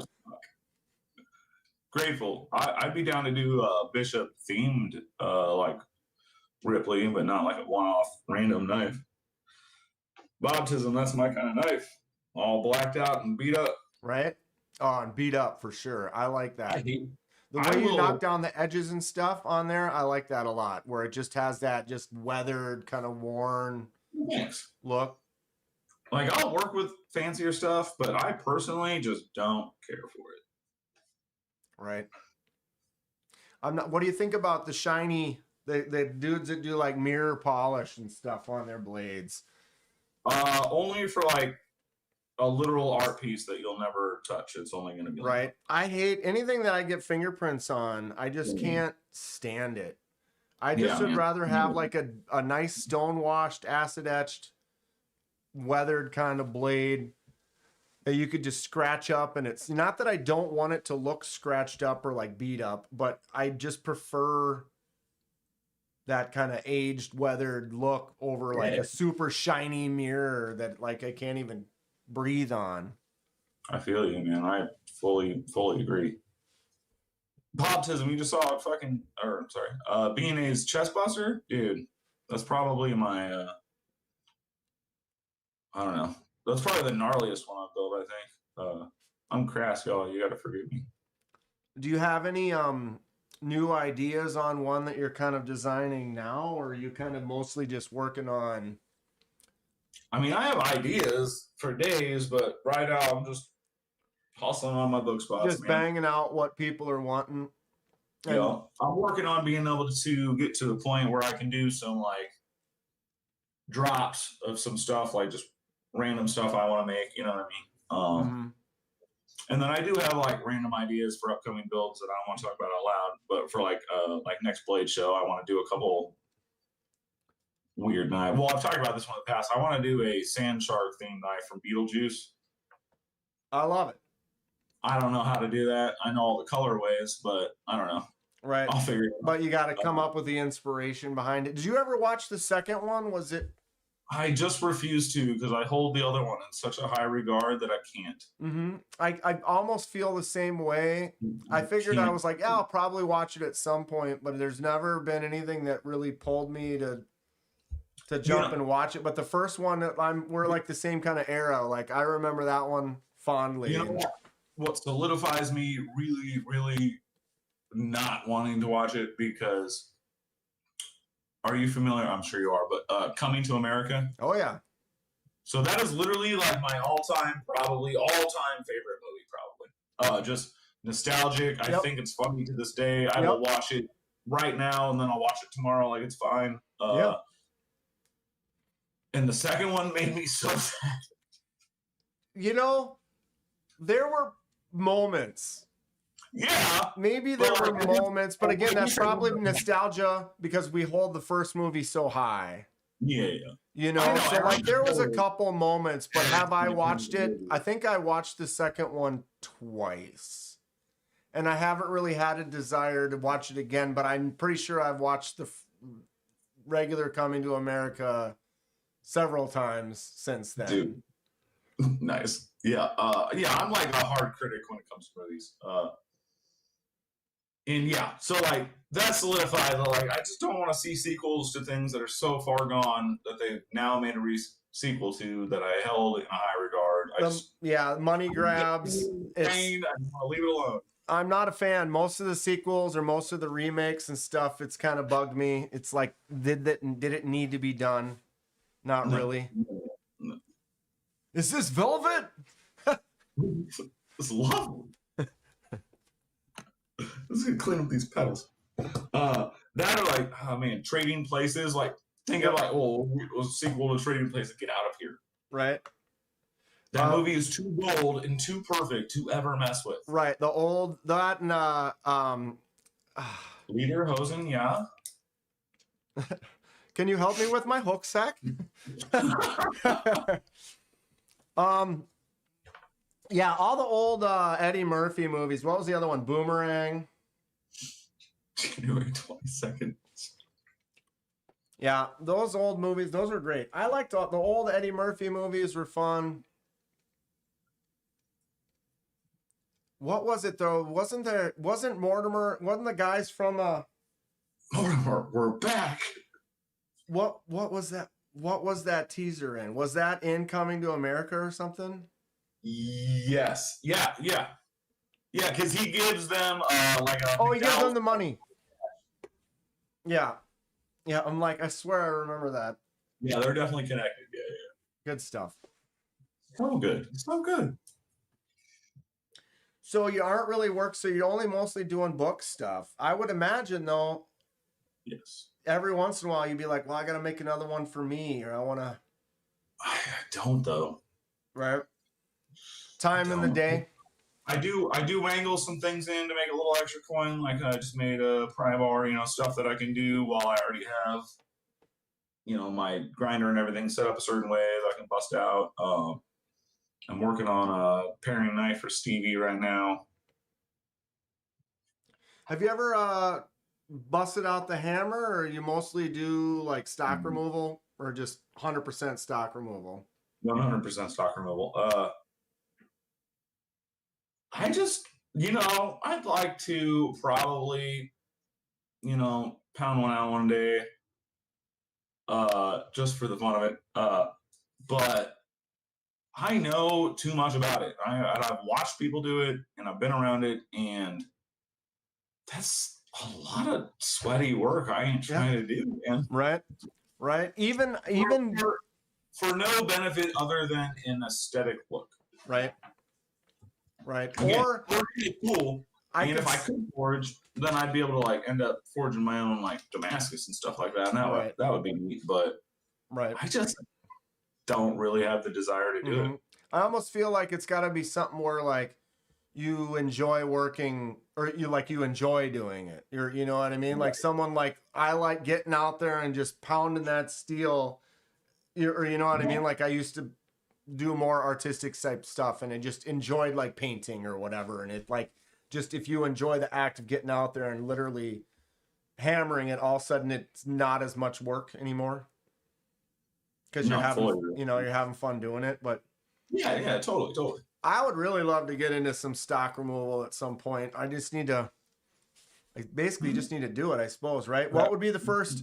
Yeah, you just gotta buy it. If you start super basic, you start cheap like everybody else. Otherwise, if you're gonna make yourself keep at it, then buy at least mid-range proper tool. You know what I mean? Right. I've always kind of been more in that. Always been more in that. You do woodwork and stuff too. So honestly, whatever grinder you buy, you can end up utilizing for anything. Right. I already have a dual wheel grinder and a cheap belt sander with a disc sander on the side of it. And I have a few things that would work for certain stuff.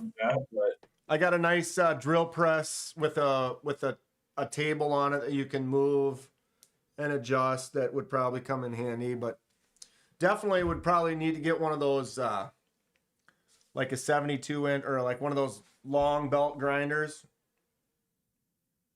Use one of those quite a bit. Ideal. Yeah, that's really ideal. Yeah. Mm-hmm.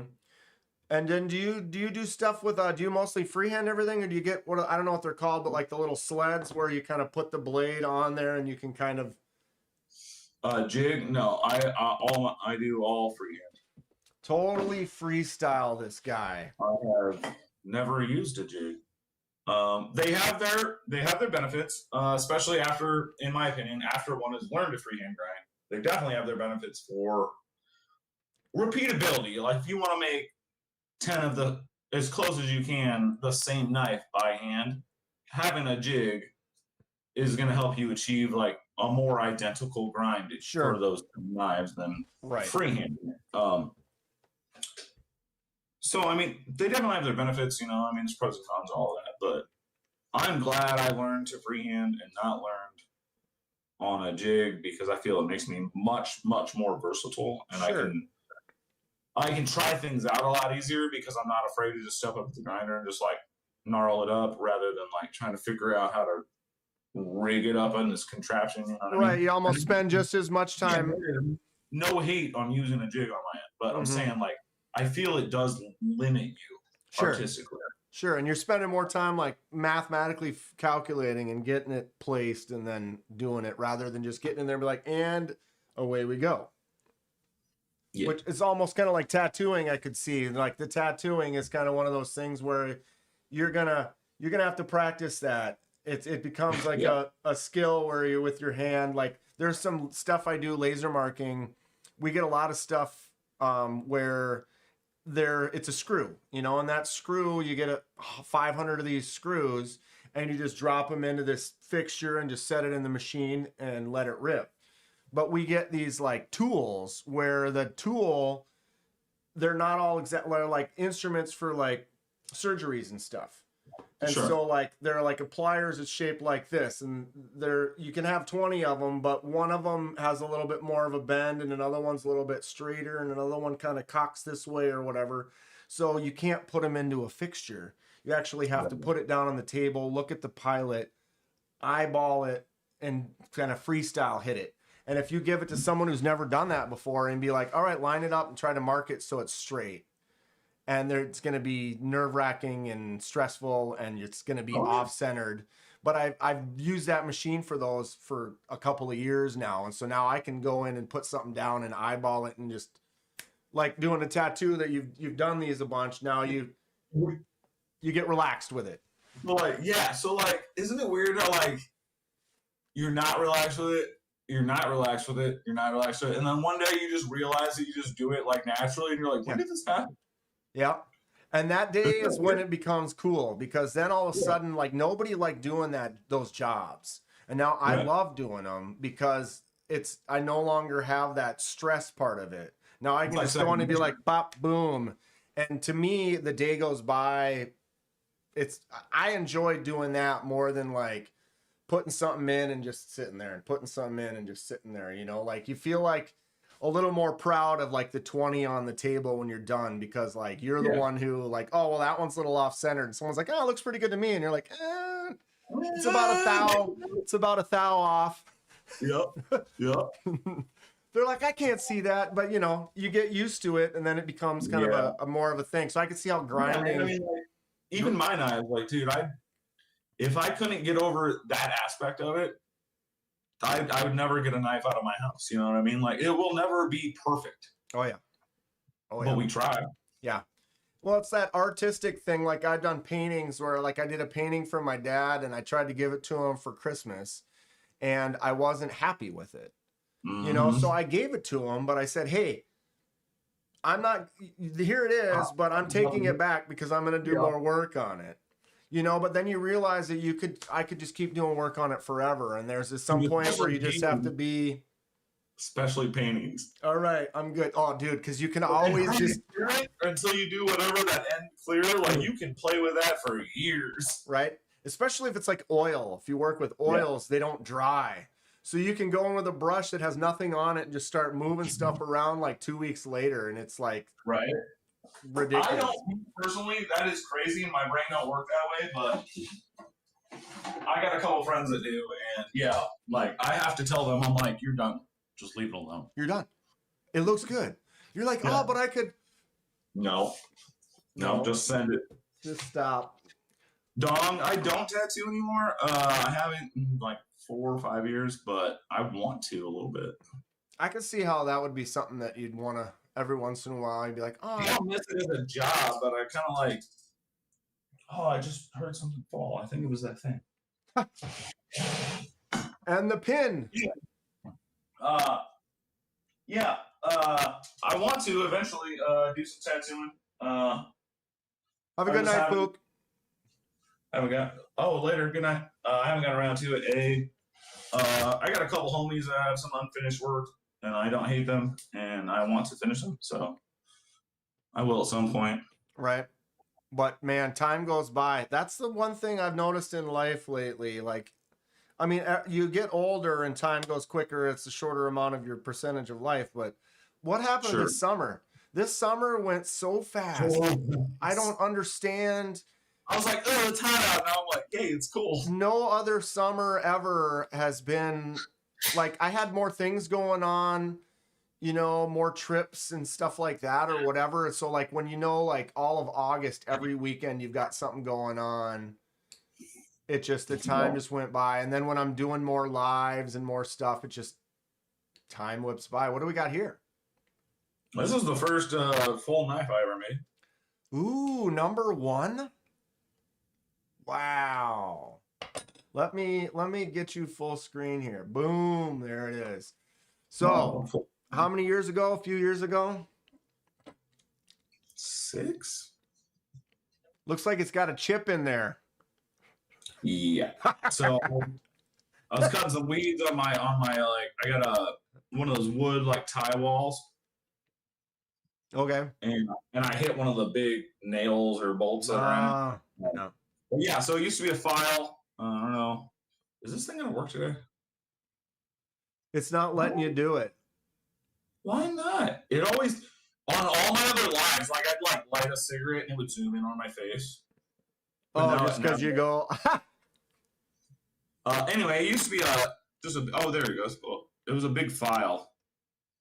Sure. So I left the file jimping all the way up through the spine. That's cool. I made the burlap micarta.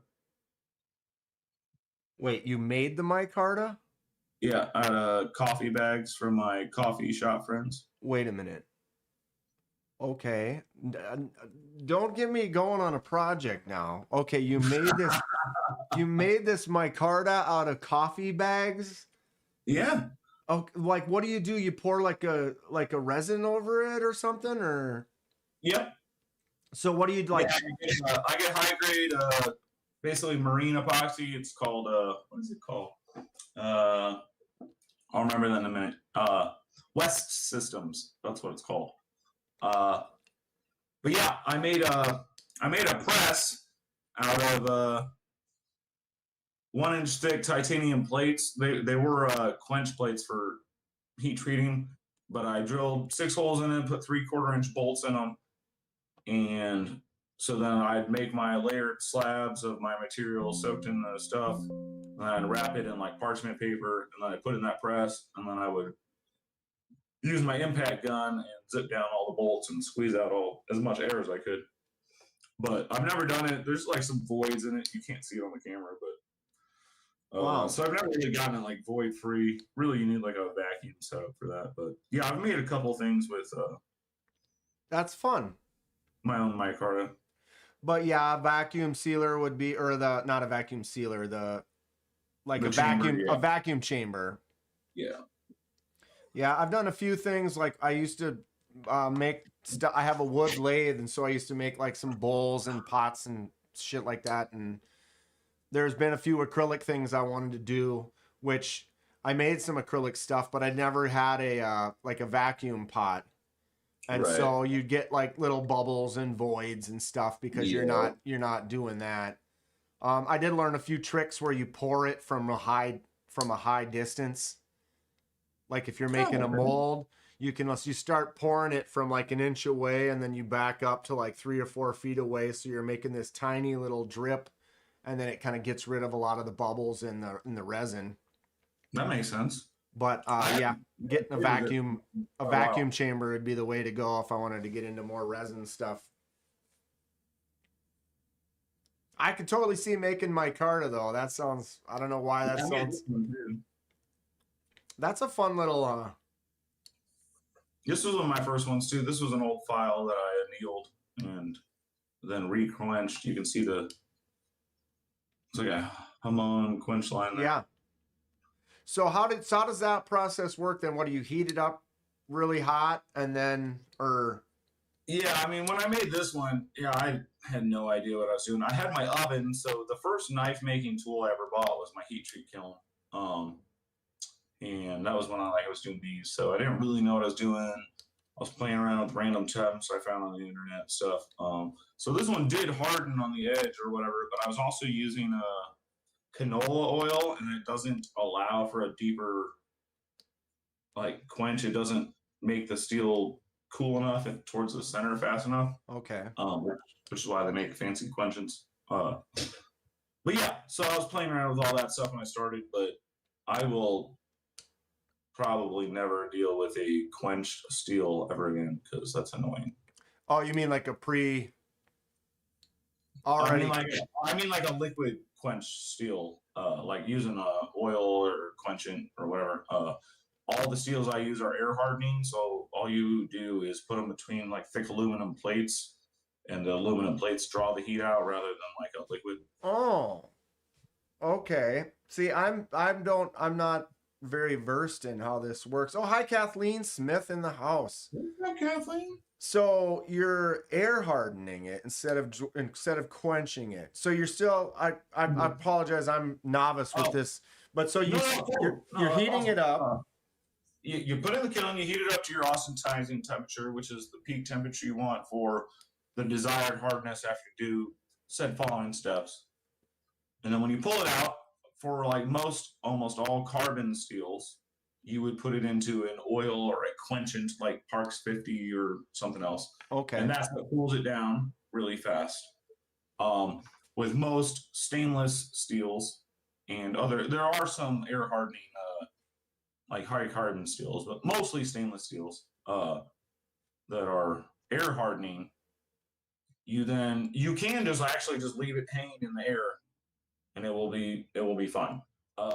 But for specific knife world custom purposes, quenching it between plates of aluminum, like thick 1-inch plates, draws the heat out super fast. So then you get a couple points higher on the HRC. As opposed to just it hanging out in the air. Interesting. So then basically you're like kind of sandwiching it between the two pieces and then trying to get as much surface area touching it as possible. Yes. And then you blow a little compressed air while you're cooling it down to help that speed up. And then when it's basically when you touch it, then you go into your cryo setup, which I use liquid nitrogen for. Interesting. Yeah. We're learning. I'm learning. It's like Beacon's world up in this piece. This is fun. If you grind a tool steel, you need to retreat it because the grinding ruins the heat treat. Yeah, Bob. Like if you, can't you do? I mean, it's already heat treated, but not before you. But if you heat it up too much, then that's any steel though. Right, that'll mess it up. But can't you can get in there and do some work like I could, as long as you don't get it too hot, like those blanks, like I could put jimps on those blanks that I bought that are already heat treated, right? I would just have to not.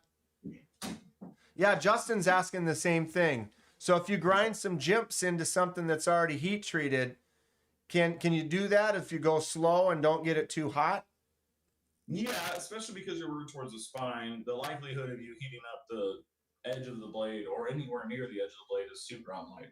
Right. But if you just still go slow and don't just burn it up and get it red hot and stuff. Right. I haven't made a machete, whoever said that, Seabold, looking like a machete. I do have my yard sword. Ooh. Wow. That's fun. It's just an old machete that my grandma had or whatever. I taped up the handle, but so did you? I don't even think this is hardened steel. I think it's just mild steel, but I put an edge on it. It's dangerous. Did you reshape it at all, or you just? No, this is original patina. Original. It's all rusty and gnarly. Right. Yeah, like I bought this thing at where was this at, Walmart or whatever. Like what? Now Donnie's got to wait. This machete from Walmart was like $3. $3. They're like $3. You can go to Walmart and buy one of these right now for less than like $5-6 or what. I swear to God, it was like $2.99 or whatever. But this thing is huge. But I swear to God, it's just a chunk of metal that. I mean, did they? Like you said, is there any heat treat on this at all, or they just cut this out? Just cut this out, stick a plastic handle on the end of there. It's straight though. I mean, but it's amazing for $3. How do they? Oh, I'm seeing it now. Yeah. How do they do this? I mean, is it quality? No. But if you're a kid and you just want to go to Walmart and buy something to go hack some, like, oh, this is my first camping trip. Let's go get one of these $3 machetes and hack stuff up with it. I don't know. That might actually end badly. You might end up hurting yourself. Yeah. Yeah, but it's easily accessible for anyone. Few bucks. Go to your local Walmart. I wouldn't suspect it's heat treated for $3. File knives are all over Etsy, but they're only good if they are re-tempered. Yeah, I guess you never know. You never know what you're getting. Unless you've got somebody that... Yeah, the file knives, like, yeah. Well, I mean, you basically have to temper them before you grind them. Otherwise, it's going to take you forever because files are like 70 HRC. They're so hard. Oh, really? And so when I made mine, I tempered them down. So like that big one I showed, that first one, I tempered that down and then just ground it full hard, but kept it cool. I ground, I was keeping water on the belt and all that stuff. And then that smaller one, which was a file, that one I fully annealed, ground it, which fully annealed, so fully softened it, ground it, and then tried to re-harden it, which is why it only hardened towards the very, very, very edge, because I didn't know what I was doing and didn't have the proper stuff. Sure. Ty Justin, if you ever got questions, man, just text me, man. Holler at me. Just send him a message. Yeah, Justin, what was the one Justin was talking about, wanting to cut some jimps on the back of something. I don't remember what knife that was though. Dude, you like crazy things. Yeah. I love it. What in the hell how thick is that? Dude, it's pretty thick, but Oh my God. That's like, it's got to be. it's at least a quarter. More than quarter inch. It's probably almost 3/8. It's pretty big. Did you make that or did you buy that? Or No. So, all right. So I used to be homies with this Hell's Angel biker dude. He was he was like 50. He got and he was a bad dude. He was in like the military back in the day. He used to do crazy halo jumps and all that gnarly stuff. He was friends with some crazy helicopter pilots. So this is called a SPAX. So they have them for helicopters and other small planes and stuff. This thing will open like a certain hatch nut thing. And then it's got a crazy like spike on it. Anyway, so this came from some crazy helicopter pilots he knew. And when he worked at our shop, and when he got out of prison, he came back and worked. And basically he was like, he saw I have a lifted Jeep. It was like, my baby. And he was like, well, the war Jeep needs war X. So he gave it to me. that's sweet. But when he gave it to me, he said, this has already been through a couple car hoods. And I was like, nice. It's gotten some use. It's got a little history to it. Oh, yeah. It came from some crazy helicopter pilots? Yeah. Yeah, I bet. How much does that thing weigh? Feel like it looks like it's got some mass to it. It's like, hold on. Dan. Hold on. Dan. Let's find out. Let's find out. Since I'll be cooking my ingredients by weight, I have the scale. So let's check it out. Let's see here. All right, what do we want? We're going to do pounds because this thing is big. LBS. It is 2.358 pounds. You get So a it's good basically 2.5 pounds. get a good swing on that one there. Faboosh. Yeah, dude, it will decimate you. That's great. I love it. Yeah, that's a fun one. I love it. I need to go get myself another drink too. Entertain the people. I will entertain. I'll be back. Maybe. Are y'all not entertained? Ha! Baptism. A, that's fucking hilarious. B, no, it's called a SPAX. Like it's a real thing. Like SPAXes are very common.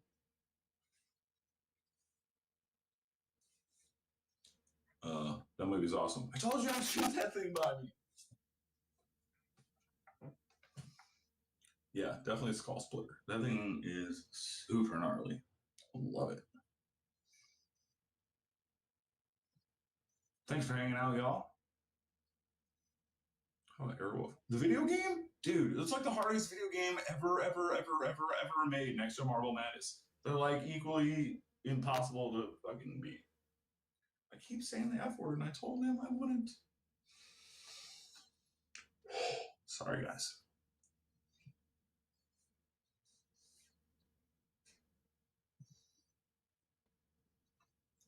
Mills, are you finally here? When did you come in? Did I already say hi? Hi. You know me.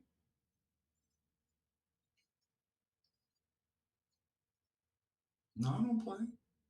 Sorry, I haven't been paying attention. Dude, I'm starting to get a little cranky.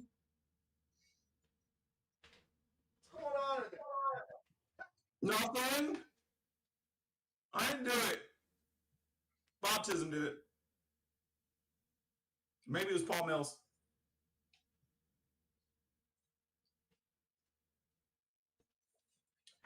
Grateful. Cheers. Ooh, Rambo. Not really Rambo, but Kenman, are you back? No. I'm back. Oh, I can't tell. Oh, you're a ghost. Hello. I'm a ghost. I got my Voodoo Ranger. Ooh, what was this? I got my 80s little cheapo, Solid. survival knife. So my friend Jessie gave this to me, actually. It's all, she found it at like a thrift store or something. It's all taped up.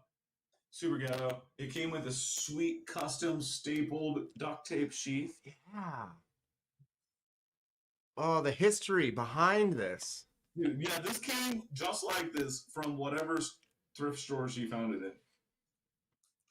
Like, So, wow. like, I just love it. It has Like, I just love this thing. it has It would vibes. scare me, and I would die in the wild with this, but I love it. It has vibes. It might be evidence. That's what I'm saying. It's pretty fun. Yeah, sometimes something like that it's fantastic.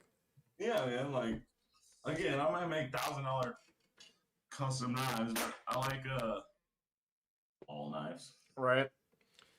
This is my Pakistani special that I won at a carnival back when you could win shit at a carnival. But yeah, Donnie's got to wait. All right. So I picked. Why? Yeah, I got this. I don't know. I feel like it was a 4th of July carnival. It must have been around 6th grade. Double edged, nice little chunk of walnut with some brass. But like this used to be a pop the balloon prize for a kid at a carnival. Reaching for it. Nice. Solid. Pitted all over the place. I beat the hell out of this as a kid. The tip is all dented, but I love it. You know what I mean? Like, it was like I could never ever sell this. Would I carry this? No. But this is one of the first knives I ever owned in life, and I won it. Like, it was either this or a Def Leppard mirror or something like that. Like the prizes in the 80s were right. But now it's like that knife has to be in the collection forever. My oldest one is I got a Boy Scout knife, just that standard Boy Scout knife when I was in Scouts, like with the bottle opener and the can opener and shit. Like a Swiss Army knife? Yeah, it's kind of like that. You'll see it in a second there. You just got to wait. I think my first knife I ever got.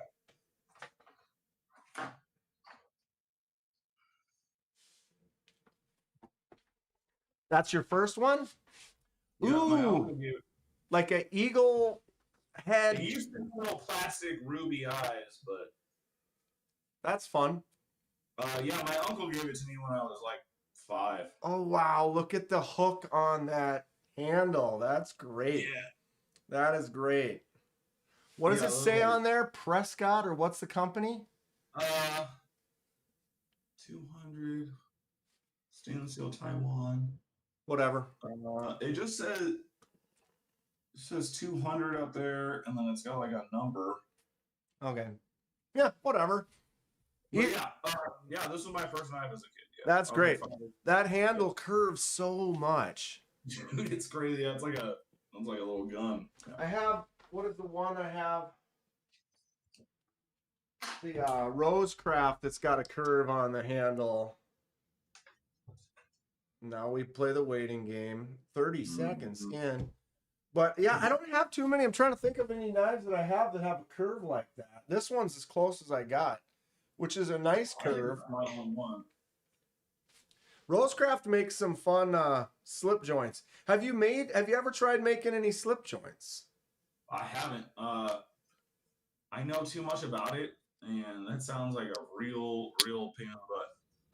Well, but then you have to cut that spring right. You have to cut everything right. You already are pretty good at that. I mean, I know it. I know. So I want to make a lockback real bad because that's a little more loop than a slip joint as far as so that spine where it meets the tang, the lock spine where it meets the tang. Mm-hmm. I mean, with a slippy, that matters so much. It's got to be perfect in like all positions. You know what I mean? Right. Especially got your nice half stop where it sits in a good spot, like and then you got that pop out at the end. That is an art in itself. With a lockback, like a cold steel lockback, it's a lot more loose to build something like this than it is to build a nice slippy. Right. Isn't that interesting how like it's almost a simpler it is more simple, but it's harder because unless like you got the mass produced type of stuff where they've already dialed in the shape, and so then they just mass produce that shape. But if you're making one from scratch, but it wouldn't be good. You right? Know what I mean? Right, because if it's not solid and you got blade play, you gotta have the right fit, man. You gotta have the right, tolerances. You want things to be flush where they need to be flush. Yeah, slip joints are kind of a weird old art form, man. I don't know. But then you've got your case knives, and they're mass producing these case knives, but then they're not even solid. I was gonna say, but then how do they feel? But they're not even solid. So like, I don't understand. Like, obviously it's not easy. They're mass producing them and they're not getting them good. But then you got Rosecraft and stuff that are making really solid budget slip joints. Man, it's like I have a few case knives, but when I open this sod buster and I can just wobble that thing, it's like, it doesn't give me the confidence in the blade versus like something like a Rosecraft or Jack Wolf or something where when you grab it, that blade doesn't move at all. You know what I mean? Sure. Yeah. It's interesting. I feel like I'd love to make one just to try to do it. Yeah, man. I mean, that is most of the fun. But I did see a couple of guys that made slip joints in like in Atlanta. Mm-hmm. And the ones that have tables that make them in Atlanta, they've got prices on them. Oh yeah. It's like you can tell the guy's been putting time into it or whatever. It's the price is there. Ooh, what do we got here? This is a model. This is one of the first ones I made for that show that I never sold anything at because they weren't great. But I plan on remaking this. It is the Defiant. Oh, I've got you at a weird. I need to move you. Hold on a sec. Oh. Move me. Because I had a split screen, so we couldn't see all of it there. Now we can. Oh, I got you. Now we can. Wow, that's kind of cool. That's a smaller profile. Yeah. I like the height on the blade, though, with that harpoon that kind of gives it some... The thumb stud's way out there. Yeah, so I made 3 of these. This one... Which, yeah, the thumb stud, like, for flicking is actually horrible, kind of. But the reverse flick is fucking good. But so I made this one, and then I made one that looked like... So basically, it was straight across the front, and then it just had a little bit of belly. So it was like a really traditional-looking knife. I like the shape of this. Ernie had that one. He lost it. And then... I don't care. It's okay.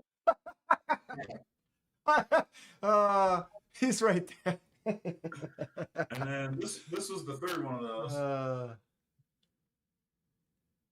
Those are cool. I like that design. And this one has a super funky blade too. Oh yeah, that's totally different. So Ernie's look like this, but straight with no hump. Okay. Just a little bit of the front belly. Sorry, I'm bad at this.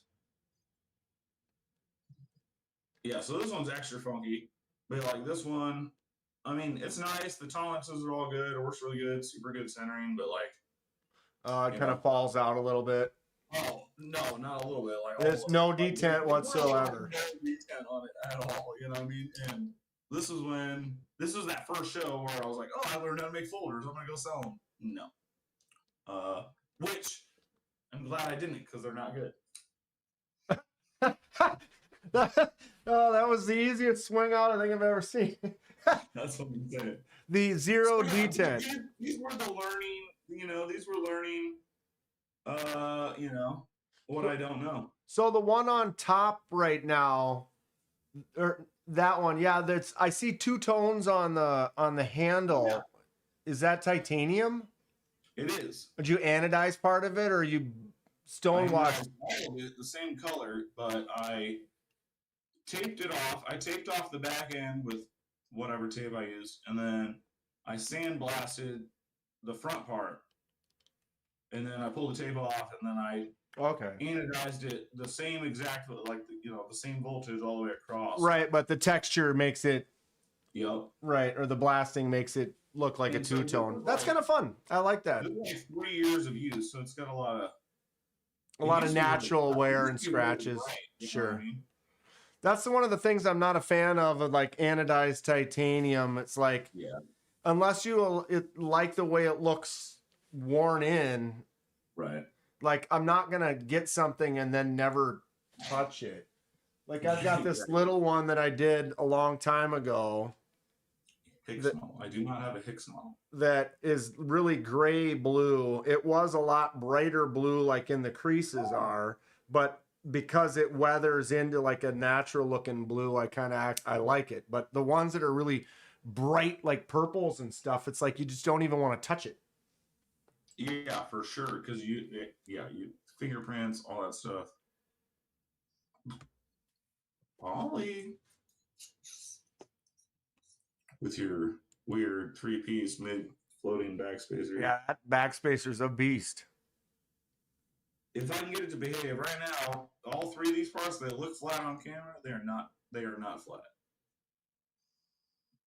They are fighting me. They're fighting. Yes, they're fighting me. Yes.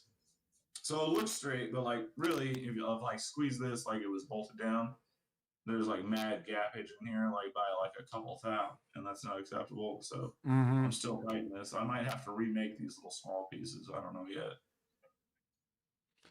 You got to just sand more, or like either start over or Yeah. plane them. And they don't make Yeah. a metal planer. It's so hard to like, because they're only like about, what are they? I think they're 33 thousandths thick, and it's only like a little bit under the screw and then back, so they're like real thin and real short, and like trying to hand sand it real even is like A pain in the ass.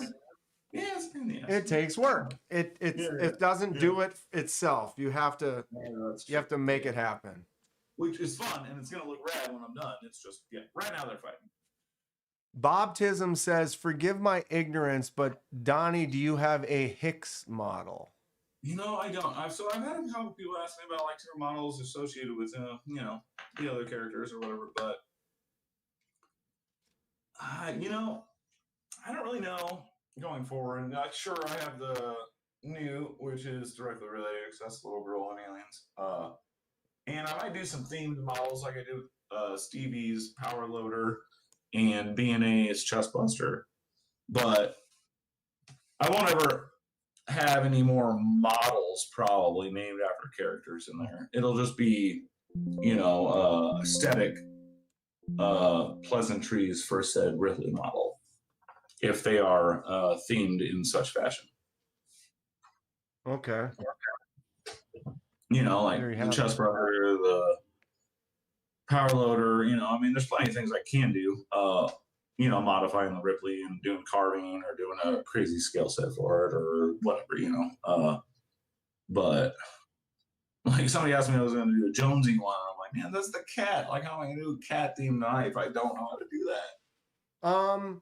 Okay, I have an idea on that. Somehow, like with like a claw, like a claw, like where is that? My best tech. I'm not saying I can't. I'm just saying, like, let's calm it down a little bit here. Like, I like the sci-fi aspect of all the names of my knives, but I'm not trying to go like full out. I need one for every person and thing that was in the Alien films. Something with you're gonna have to deal with the curve on it, but like if I think of a cat, I would think of something like a claw, like with a recurve to it or something. Ooh, yeah, like a raptor. Yeah, see, all right, that aspect. Yeah, you can play that in. I like that. What? Oh, Donnie, hold on a second. Can you turn your levels down a little bit? I'm trying to dial this in. Am I too loud? Am I just getting Well, loud? someone said you were quiet and I turned you up, but you blast out a little bit. And if you turn yours down and then talk, like when you talk loud, it kind of gets a little scratchy. That's too much. I haven't even done anything yet. Oh, you moved your lips. I thought. I was just mocking you. I was just. You bastard.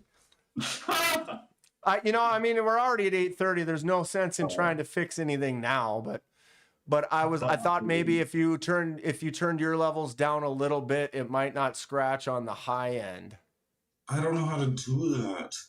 You don't have any volume control? I'm not saying I don't. I'm saying I don't know.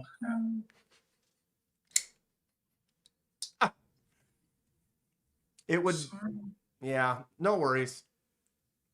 We're doing fine. Talk quieter. Is that better?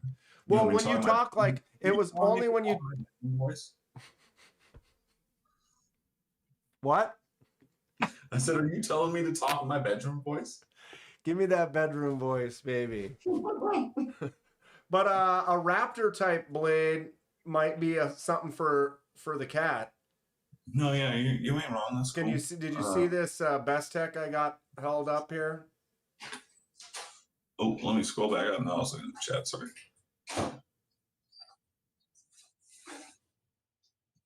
Although, have you ever tried doing a recurve type of a raptor claw type grind?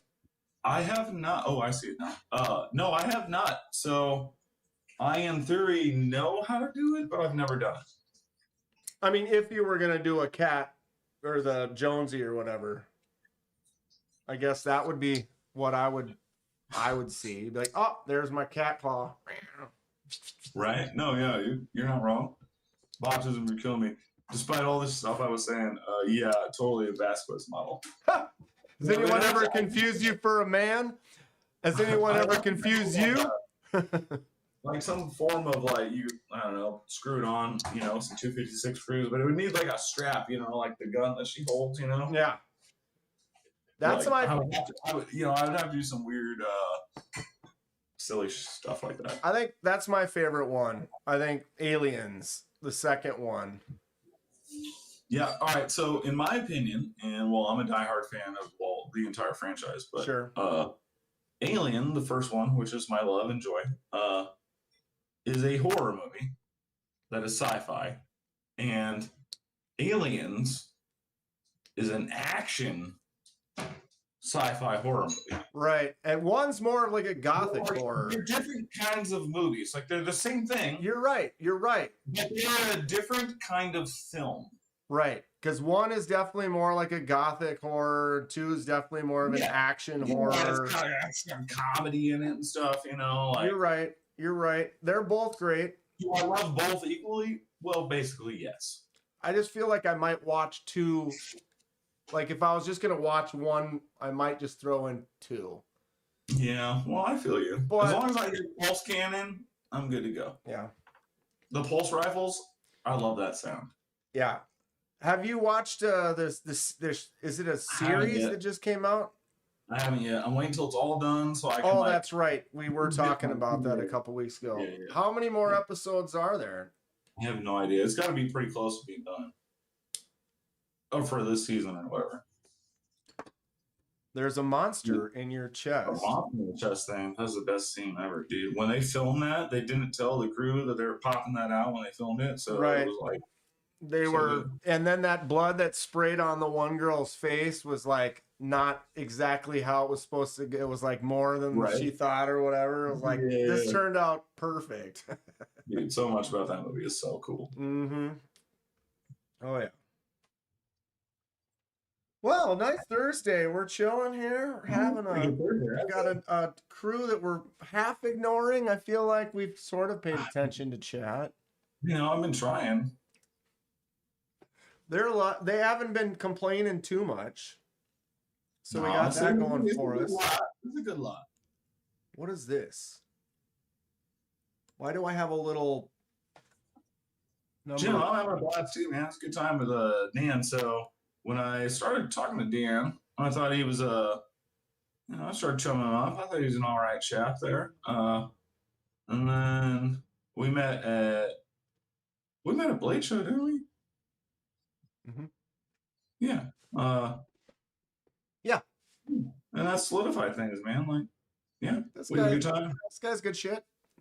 Yeah. We had a good Although time. we could have hung out more at Blade Show, but I swear to God, Blade Show is crazy, dude. Don't even.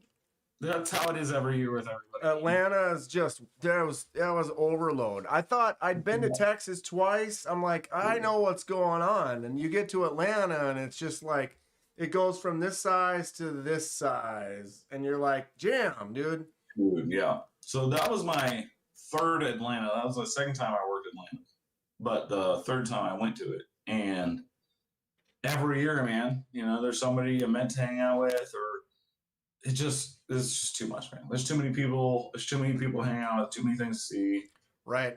And that's fine. You know, there's never any hard feelings. Everybody's like, well, that's a Blade Show. We'll see you next year. Right. And then I was, trying to make content and stuff.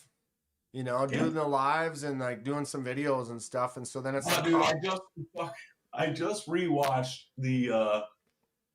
You remember when you were at my table and you were like, "Oh, I'm here, but Donnie's not here." And I was yeah. like, right, yeah, so- that was hilarious. That was during a live, I right? didn't watch it like a couple weeks ago because I came across all my saved stuff that was funny. Dude, Blade Show was such a good time. Yeah, it was just seeing people that like meeting Grateful Dong and all the Yeah, other kids and Grateful stuff, and like Dong, putting names to Damien. faces, and then just running around and Cyber 7, a bunch of other people. the environment's just great. If you haven't been to a Blade Show, I hope to see you there because they're so much fun. I won't be going to West. I know that. As No, much I'm not as- going to West. I can't swing it. I'd not love necessarily. to, but God, Me too, but I can't swing it. Right. But I think Texas and Atlanta are pretty much solidified in my world at this I'm going to point. try to make Texas, but there's a couple other smaller shows I try to work, so I don't know if I'll be Mhm. able to make it, but we'll see what happens. Right. It sounds like quite a few people are hitting up Texas next year. Should be pretty good.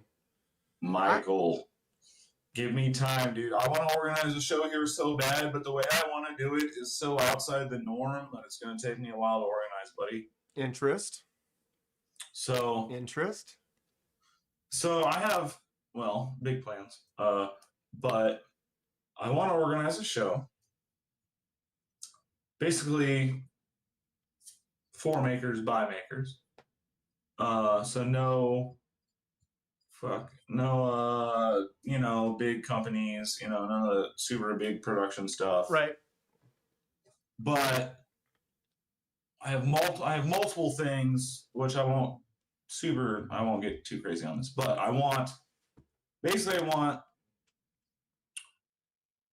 any table money spent that the makers pay in is what puts on the show. Okay. So then with the tickets and whatever else, that gets redistributed to said makers. Okay. So it might not fully make up for what they paid for the table, but they're helping put on the show. And then they're still getting back a large portion of what they helped put in to put on the show. Okay.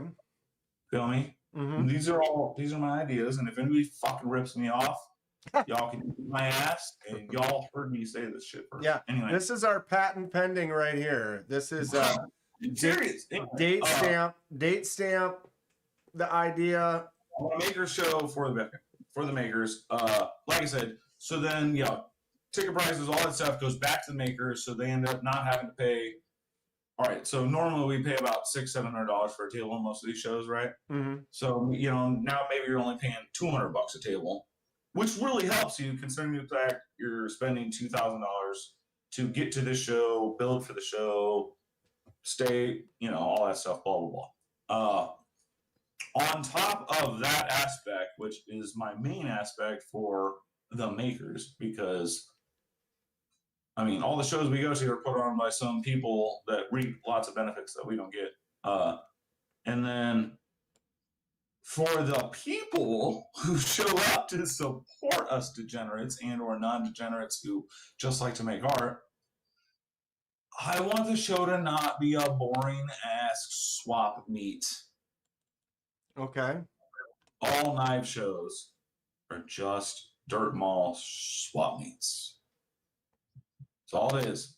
It's a big open room, a bunch of tables, people selling random shit. Right. Boring!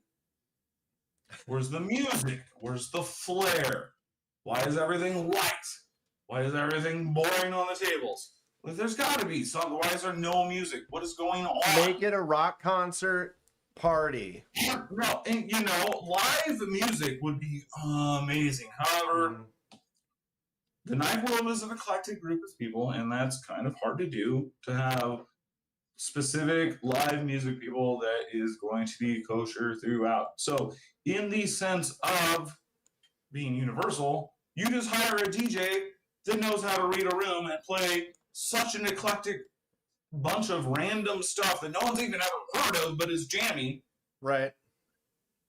Then it's a good vibe. Right. Right. The people are having fun. They're hanging out. They're jamming. There's music playing, having some food. I want food, but I want only local food vendors. I want tons of food vendors. I don't want some bullshit overpriced one or two, like you get a burrito or you get a hot dog or you get a pretzel. You get Chick-fil-A. Get the fuck out of here. Right. No, I want local food. I want to support the local community while I'm fucking doing this. Mm-hmm. Sure. Dude, I don't know. I got it's got to have like a theme. It's got to have colors. It's got to have not boring swap meet style swagger to it. Like, that's so lame. Right. I hear you. Because that's a And again, vibe. Then you get more of the vibe. Like they give us an outlet. They give the community an outlet. Like that's awesome. But like boring. All the other shows probably boring. I haven't been to a lot of them, but still, they ain't like what I'm talking about. They ain't got music going. They ain't jamming. They ain't got the local foods. That would be fun. Like, you know what I mean? I know music is always a thing because of like copyrights and stuff. And even like I've worked in restaurants and clubs and stuff where then it's like there's certain things where it's like, oh, well, you have DJs or whatever, but you still have to get like a music license for certain things because you are advertising. It's a nightclub and there's dancing. And so like you're playing the music and you're profiting from the music being played or whatever. And you get, it becomes a whole nother world of things where you got to think about stuff like that. And just all the little aspects and like getting the liquor license so that you can serve and dude, this whole thing, it's going to take me a while to put on and it might start small and get bigger, but I promise you, I will accomplish it. Right. That would be cool. I'll be there. And even if they could get like a Blade Show Midwest going or something like that. Dude, we're center country. A lot of big stuff happens here. College World Series, a bunch of other stuff. Right. And so why, if you got to go all the way to Texas South, or you got to go all the way to West, or California, or you would think more people would be able to meet in the Midwest because we're right in the central. Put it in Minneapolis, bro. I'm right here. I could just drive down the street. You help me put it on, I'm down. Whatever. I'd love to. I'd love to. I've done a bunch of. I used to work for an event coordinating place when I lived in California for a while. That's like 2 years, and then it died off. Yep, we used to do like big parties and events and celebrity birthdays and stuff like that. And it's like all the logistics of putting together, like, oh, there's going to be 1,000 people, or there's going to be so many people in a spot, and right, all the little things you got to do for it. But I feel like that's something that could be achievable. And I think that if like the word got out and you were able to put it together, people would go. You know what I mean? They'd be like, "Oh, this sounds great," because it's just not your average.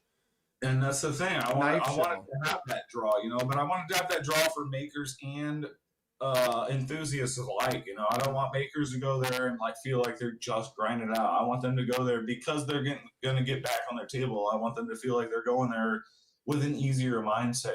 Like working a show is stressful for a maker, especially small time makers. It costs a lot of money, and if you don't sell, well, you're eating it. Right, like, and you're worried about that. I've noticed that. That's the one part that I know, like being at the shows, you like see some of these tables and it's like, not that you're seeing desperation in their eyes, but like when you're sitting there, they're sitting there all day and like no one's coming by and no one's buying anything, and it's like, oh, that could just be, Dude, when I worked Blade Show West 2024, I didn't sell a thing. Yeah, so you sat there and you just didn't sell, but you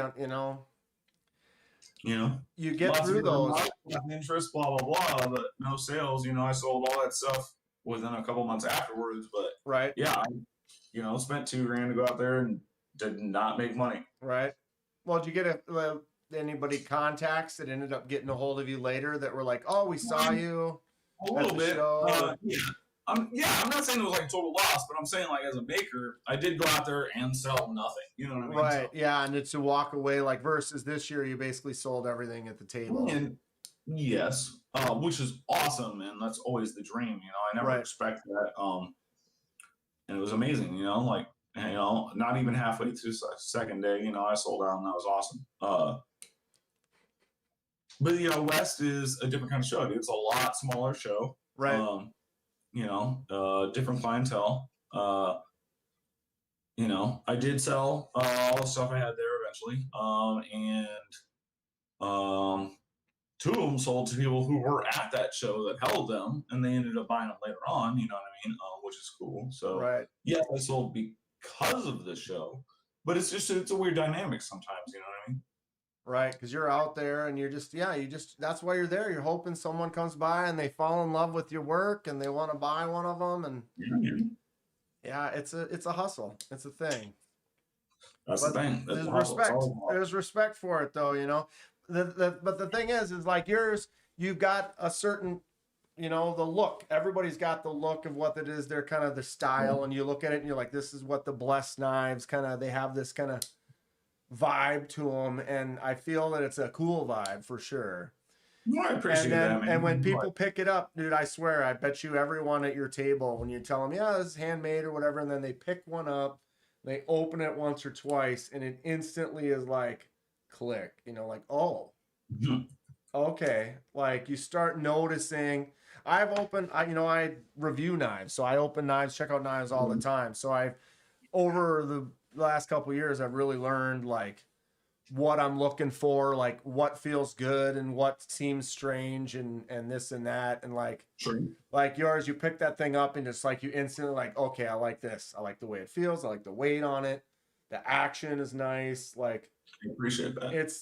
It's easy for me to talk good about them because their choice. And that's nice to hear, man. I mean, like obviously that's what I strive for. A, B, so excuse me. When I started making folders, me and my brother, we already have like a high level of self You know, we have a high bar set for ourselves always. You know what I mean? And my whole thing was I wanted to have the respect of people before I started selling the knives, like full time. You know, I wanted to make sure, you know, my shit was on point. So that when I did come out making them, it seemed like I had already been making them in a sense. Now, granted, obviously off the start, maybe I didn't achieve that, but I feel like I have in a short time achieved a level of quality that matches others that may have been longer than I. Now, I'm not saying that others younger than I and less experienced than I aren't doing the same thing. I'm just saying, like, for my own goals, I feel like I accomplished it in a fashionable time, and now I'm learning how to deal with it becoming a real business, even though that was the goal. Sure. Well, you're doing good. You're doing good. You got books for at least the next 6 months or so. So that's like, I actually have work now. Like almost a year ago now, I didn't know if I would be able to make this a thing. You know what I mean?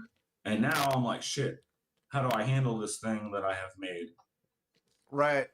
You get it going just enough, and now you kind of get set on that more of an autopilot in a way. And how can you improve or get your brother doing more work for you?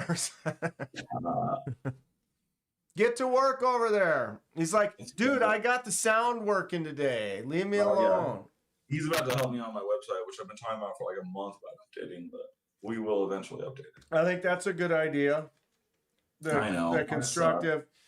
Dude, I've never had to like run my own business, you know, like, so I worked for myself technically as a tattoo artist and a piercer for 20 years, you know what I mean? Like, you know, self-employed, you know, that whole thing, but I didn't have to self-promote. Like, we were such a name in my city already, and I made a name for myself in the community that self-promotion was a real thing. They're like, Donnie, when are you going to make a portfolio so people can look at it when they walk in? I'm like, I don't need that shit. I don't care, you know? Right.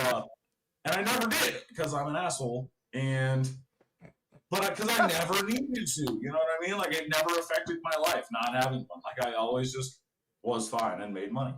But now, starting like my own actual personal business, where like, well, people have to learn about me if I'm not like, you don't have to self-promote, you know what I mean? Right.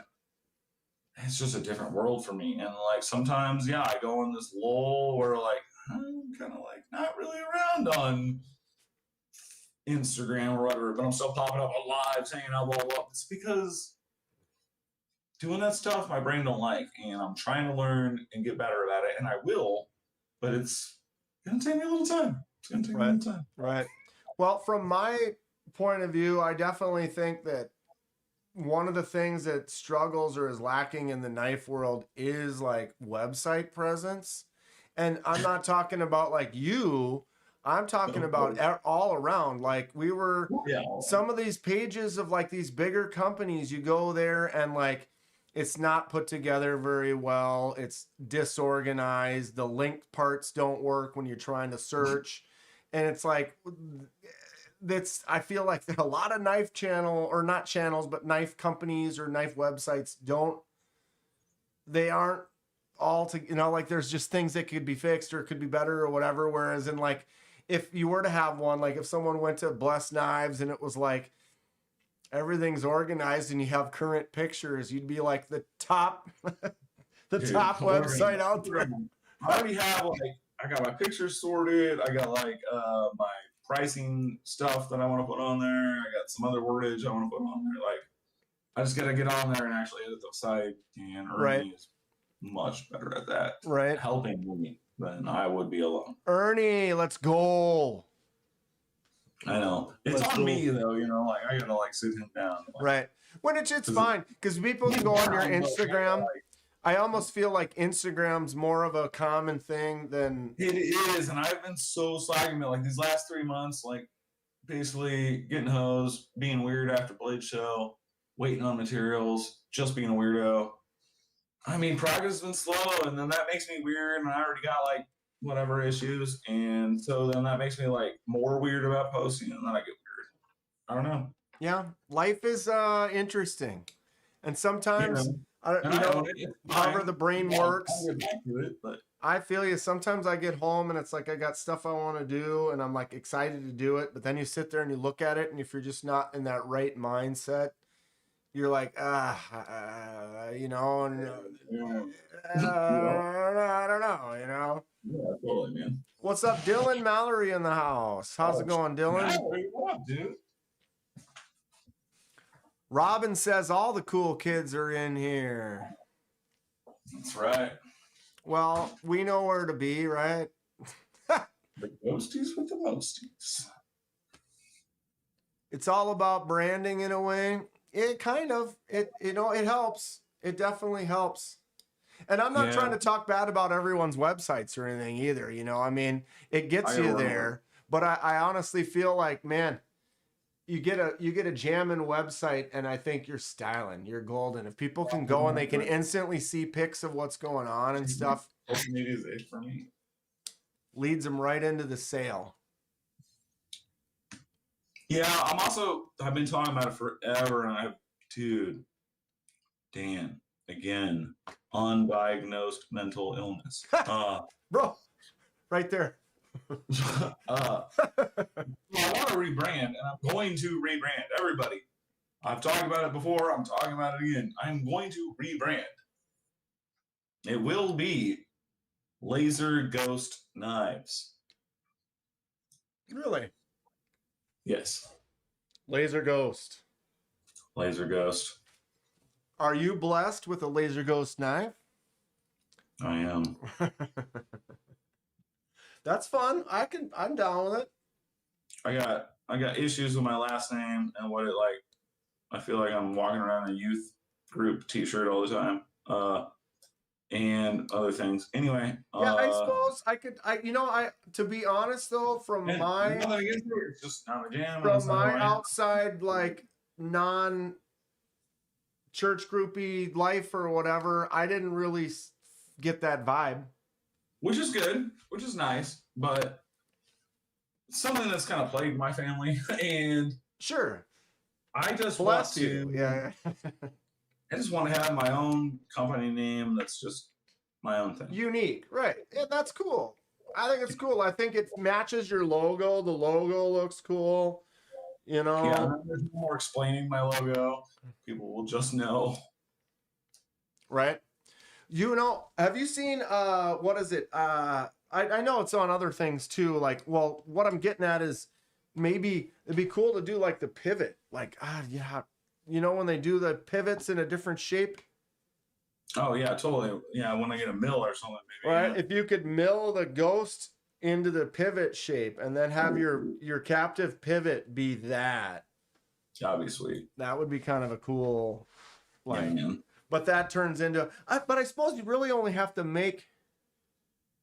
design it once, and then maybe different barrels or whatever on the pivot, depending on the thickness of the blade. Or throw some little tritiums in there for the lasers. ooh, that'd be sweet. Somebody give me a mill. Where's all the rich folk at? Yeah, who's got a mill for me? Yeah, that's right. I was talking about that at work. It was like, yeah, all I need is someone with like $1 million.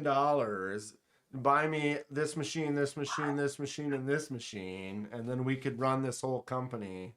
You know what I'm saying, man? I always said it. I've said it 1,000 times in my youth, and I still say it to this day. If I were in the lottery, I will work harder than I ever have in my life because I will have the ability to do the work I want to do. Right. I will not be a lazy rich person. I will be buying tools and doing stuff. I'm 100% right there with you. I think we're very similar in that, where I love having projects and doing stuff. Yeah, I can't just sit around and loaf, man. I gotta do things. I gotta do things that I want to do, and I want to do a lot of things I don't have the tools for. Right. We talked about like retirement. Like I'm obviously nowhere near that, but like I know some people that are getting closer to retirement. And then we were talking about like my dad retired, and then I don't know, a few months later picked up a part-time job, and then he quit that. And then a little bit later he picked up another job, and it's like, he's like, you get bored. Like I couldn't imagine retiring and then not doing anything. Like, now you have the free time, but I feel like I'd still fill my time with stuff. Kind of like my dad is like, well, I'm getting a job. You know, yeah, he got a job at a brewery hanging out with some younger guys, testing beers, Years. you know. But either way, I feel like that I'm kind of the same way in that, like, if you won the lottery or whatever, you didn't have to work, or like you're in retirement, you're still gonna be actively searching for things that you want to do. Yeah, like, You know, I don't think I could sit and just watch TV all day every day. And, you know, like I need to create shit with my hands and like. Yeah, dude, that's the thing. I want to create. I want to make stuff, dude. I want to make so much stuff that I just can't right now. I don't have time for. Right, dude. You know how many projects I have for the channel that I've. Projects on projects on projects. Too Well, many. Me and my brother. Too many hobbies. That's like our favorite thing. Yeah, let's start another project. Well, but you haven't done the last 8 that you're working on right now. Well, Yeah, well, like, you know, 3/4 of the way done. That's true. That's true. But if you finish them, then you're not working on them anymore. Bro. Never enough time in the day, dude. It's true. I wish I had more. It would be nice to have that be like you've got a little bit of freedom that is your only. You know, I've got my 40-hour job that I still go and do, which I actually like. You know, like I'm not mad about it. Right. No, I totally feel you. But to be able to like, what am I going to do today? I'm going to get up and I'm going to make some coffee and I'm going to go out in the garage and start working on something and be like, that would be a really great place to be. Yeah, buddy. HWG, we got some help with gadgets. Help with gadgets? What up? I'll be right back. Sure. Mallory, that's the best take I've heard. What did I miss? Oh, you thought it was a spray cap? Oh, like a graffiti.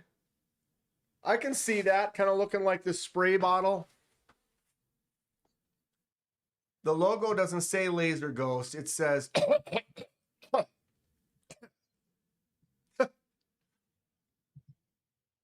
Tritium Phantom Knives.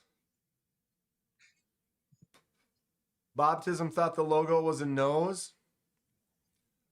That's fun. 40 hours? How does one live off of that? I'm not married and I don't have any children. Dragoon.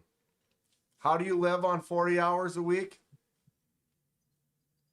Not married, no kids, not currently dating. All my money goes to me. So there's that. So there is that. Paul, Justin, what's going on? HWG, GTS. Are you just saying hi, Dragoon? Sorry. I haven't been reading chat for a while. I've been chatting with Donnie. Ken is a smart man. I don't know about that. I'm something, Sabald. I'm something.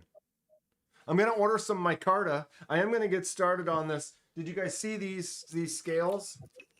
I got a little book match scales for one of my handles. He's back into it. He's back. So I was just kind of talking about my new project of my knives that I bought the blanks for. I'm going to try to make some handles for them. Here's nice. One. Here's one. But you know, as far as what's the quality of these D2 blanks that I bought, I don't know. They might be shit. They might be garbage. But it's a good test piece for me to mess around, make some handles. Yeah, man. Experiment a little bit. Yeah, man. You got any questions or want any whatever tips? I will. Have you what have you done pins? Pins on a fixed blade. I'm noticing people are using like some type of a tool to kind of chamfer the hole out just a little bit so that when you pound that pin in, it kind of fills out that space. But I don't know how wild you need to get with that. But then you also don't want to pound too hard. I could imagine you cracking scales, learning how to do that. Are you talking about peening the pins? Yeah. Peen. I know enough to get in trouble, but I'm not the right person to talk to. Right. Well, you're making more folders and actually using. But even when I do fixed blades, I'll pin them, but they're just like, epoxied and sanded flush. There's no peening going on. Oh, really? These are just, straight pins through. It's all epoxied, and then you grind it all down. But you don't smash that pin? No. Really? You're just gluing it all together? Yeah.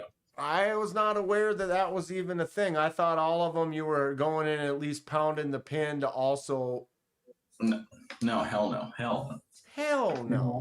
Even my little Bark River fixie here, these are just aluminum pins. They're straight through, no peening. So you just glue the whole son of a bitch down and then sand it to shape. Yep. Wow. Well, that just saves me a step. It's a lot easier in my opinion. Right? Well, and those also, I looked into the ones where it's like you can buy the two pieces and one screws into the other one. And so you're not actually using pins, you're actually using something that has is that what called? Corby bolts? Corby bolts, yeah. I don't mess with that either. I either do pins and epoxy like I just showed you, or I do full removable hardware. Right. So nothing. Yeah. I almost feel like that's kind of moving more the ways is the removable hardware. I mean, I prefer it as far as just owning the knife, maintaining the knife, being able to mod the knife in the future. Just so much about it is better, in my opinion, having removable scales. It's a little bit, slightly more cost on tooling to be able to do it, and it's a couple more steps, but as opposed to epoxying something and then like finishing out after epoxy, I will take removable scales any day of the week than dealing with epoxy and all that mess. Dude, no.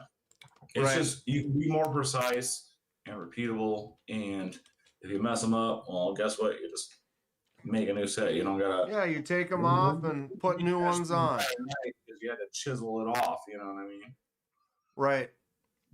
I can see how, like in like a slip joint, like if you're trying to make a traditional design slip joint, you want it to be pinned. Yeah, if you're going traditions, different but story. Even then, if it had just a little T6 screw on there, it wouldn't make it any.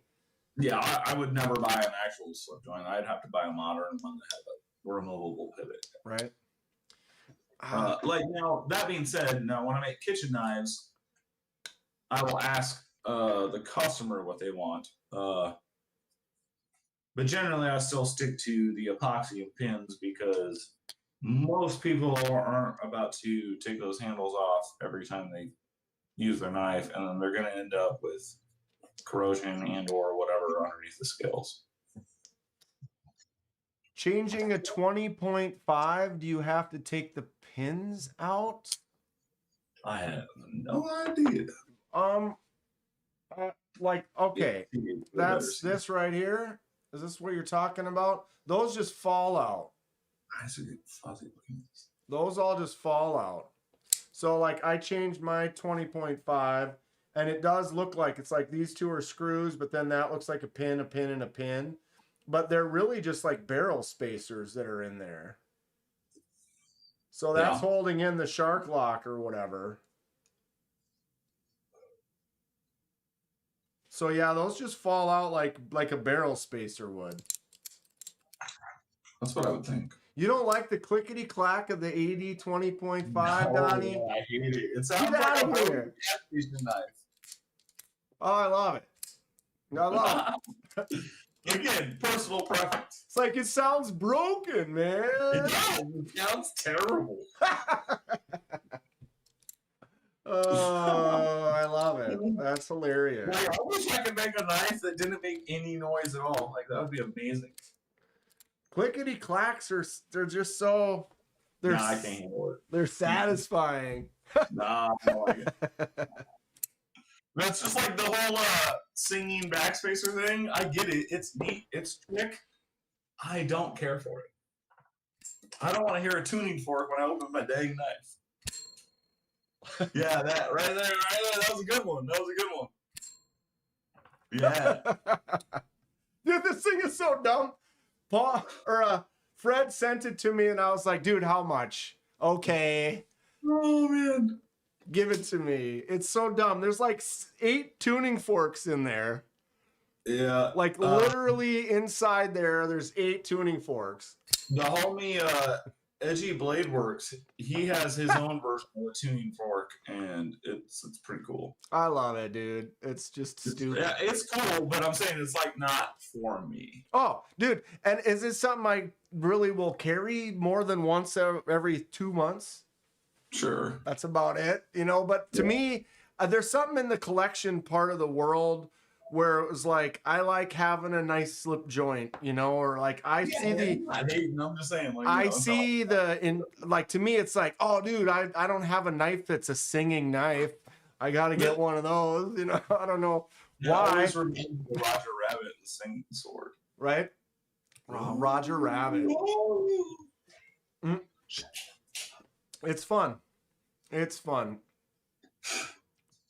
The collection part of it for me is pretty neat. I've kind of gone through though, as the more you get, the more I'm like, I could easily part with half of them. Sure. And use it to buy just again as many silly and or cool ridiculous knives. Other things, right? But that's kind of where it's at. It's like, well, I'm just gonna keep buying more. How many of these do I want to keep? And then it was like, okay, well, it's not that I need to sell them because I'm broke. Right. Or you know what I mean? I mean, I'm not rich, but it's like if I had to make a payment on something and I'm not able to make the payment, sure, you know, I could start selling some knives or whatever. But to me, it's like, well, they're there and I don't need to make rent. So why sell them? I just keep adding them up. I feel you. But I do feel like I could purge a few that are just like, they're decent, that I could get in someone else's hands that might like it or might use it more. And then I can, you know, buy a few more because I'm going to buy more. Well, yeah, we're always going to buy more. Yeah. Unless I get into making them like you do, then I probably won't buy as many. Well, that definitely happens. That's fun. A little whippersnapper action, Olamic. What's the is that just the titanium? I can't remember the word now. It is not crystallized. It's not. So they basically hit it with like a little mini wire wheel a bunch of times. Okay, so they just like hit it with the wire wheel, textured it, and then anodized it, or yeah. Okay, I like that kind of faceted kind of. I actually don't like it, but because it's stock, I don't want to mess with it. I actually hate it. Well, I don't hate it, but it's a little bright for me. Yeah. I like the blade and stuff. Well, it's a little crusty. Can you feel that texture on there at all, or is it more just visual? It's just visual. I mean, a little. You can feel it, maybe like you can feel stone wash, but like not really. Right. It's an interesting. Yeah, no, it's not bad. Honestly, if the whole thing was silver, I'd feel less weird about it. It's not crystal. It's a great knife. It's got a little ceramic 2mm detent that feels real crisp. Top flipper, super snappy. That's got a snappy sound. It's too loud for you. That's too loud for you. You don't like sound. I know. But it's a nice knife. Mallory says he's always going to sell what he doesn't carry, yet I'm still sitting on like 60 knives. You can't carry 60 knives, bud. Snot baptism. That's snot crystal. Well, we're past 9 o'clock. I mean, I don't have anywhere else to be right now. Snot crystal. What's everybody got going on the rest of the night? We chilling? Taking apart a Rough Rider, or how long ago was that? I have no life. A Rough Rider copper slip joint. I found out real quick what a pain in the ass they are. Oh. Which one, Mad Yako? I've done a couple. Yako. I have, this is the Apta. What do you think of the sound on the Apta?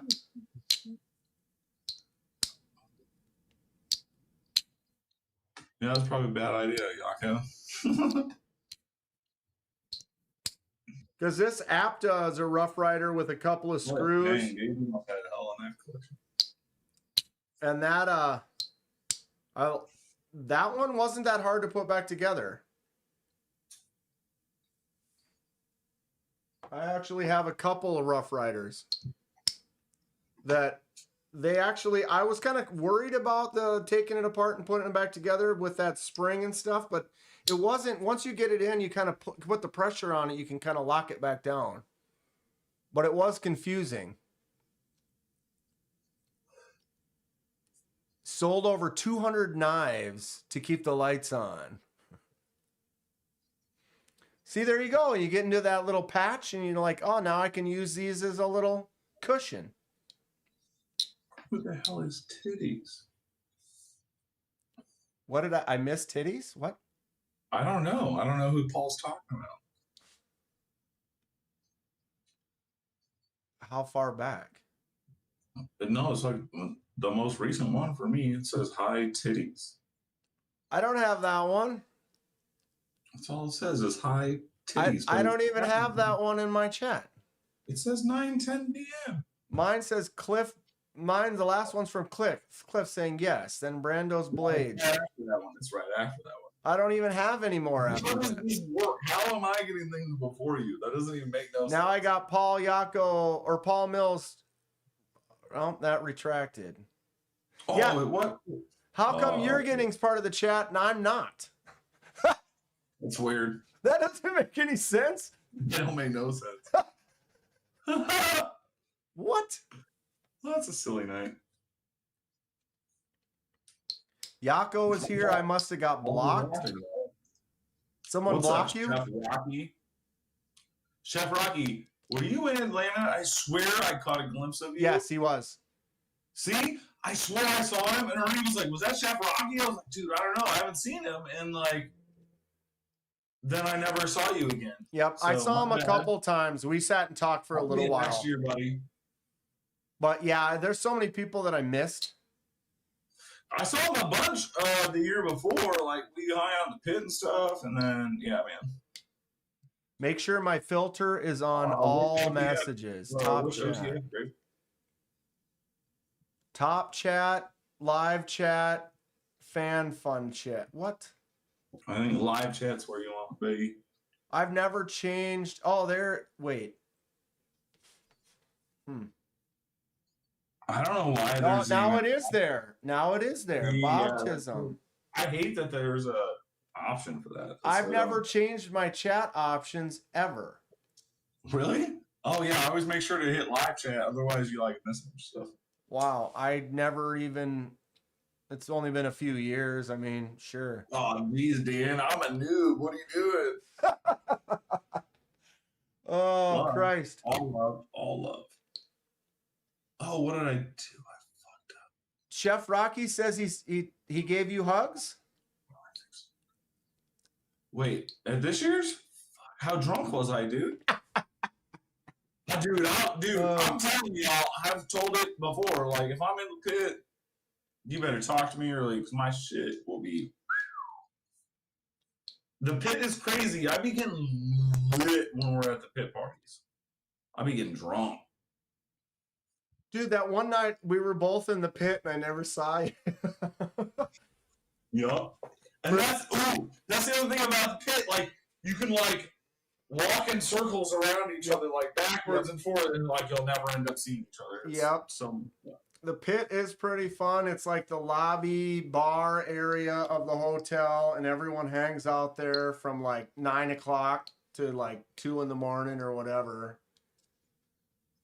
It was fun, and it's cool because everyone brings a bunch of boxes and stuff, so everyone's like jamming and like calm it down. looking at knives and stuff, and You're degenerate nonsense. drugs over hugs. I mean, yeah, mostly. Oh, Dude, that's Marcel. You That can makes you sense. can get I wonder- diseases. I was like, I wonder who said that. You can get diseases from hugs. That's right. Cooties. Baptism. I'll be there, buddy. Next Blade show. Dude, Atlanta. I'm taking Blade shows so much. All right, so like when I started going to do, because you know I'm nervous and like I was young. Well, not young. It was like a couple years ago. But nervous and young in the craft. You know, you feel like some kind of way putting yourself out there, renting a table, spending a bunch of money, all that stuff, blah blah. But now, not that I'm successful or anything, but I've learned to think about it in the realm of what I lived my whole life, which was working tattoo shows. And let me tell you, we did not take tattoo shows all that seriously. Like, we basically went to them to hang out and party. Like, if we made money, we were like, yay. But if we didn't, we were like, who gives a shit? And that is now my take on. Now, I'm going to build the same for the show, obviously, but like, I'm there to hang out, have fun, and talk to people. Like, if I sell some stuff, cool, whatever. Otherwise, I'm hanging out, having fun. Right. Dude, You know, Blade shows are regardless. Some people have to take it super seriously for monetary or business reasons, but I've never had to do that my whole life, and I am about to start now. So, like, it's going to be a party the whole time. We're going to have fun all together. It's going to be fun. Right. Kodiak Edge, I got a link for Donnie's Instagram up. It's in the chat. I pinned it to the top of the chat. If you want to go there, check that out. But yeah, Blade shows are so fun. Like you said, it'd be nice to have a different vibe, like you were talking about, like a show. But at the same time, the people at the Blade show really make the Blade show. Like, And that's what I'm talking about. Like, regardless cool. of hang out, man. regardless of the event, yeah, like that, the just walking around and like, oh, there's Grateful again, and like bumping into him and like, what'd you get? And I was like, oh, we were just over here. Did you see this yet? And I was like, oh, I haven't seen that yet, you know, and just man, talking like, about hey, stuff, and it's so much fun. It's super fun, dude. Kodiak, I am Donnie Bless. I am in Omaha, Nebraska. I make Bless knives. My Instagram is, well, right there pinned. Right there, pinned, bro. Yeah, we talked the other night a little bit. That's me. I'm just a jackass that makes stuff. You jackass. Yeah, jackass, you will not make this shot. Speaking of like sequels I don't want to watch, however, I haven't seen that yet, and I'm going to watch it out of morbid curiosity. I haven't watched that one either, but I have some friends that did, and they're like, it's stupid. Yeah. And it's good. And it's good. That's why it's good. Yeah. It's good because it's just dumb. It's just the dumb. Yeah. But yeah, Donnie, if you didn't know, Kodiak actually makes some stuff too. He's got a little channel. He's got like 3,000 subs or whatever. I just found out that he had a channel the other night. I don't know whose channel we were on, where I think I was talking to him in the chat. But anyway, found out he had a channel, followed him, subbed him. But yeah, that's as far as I know about this person.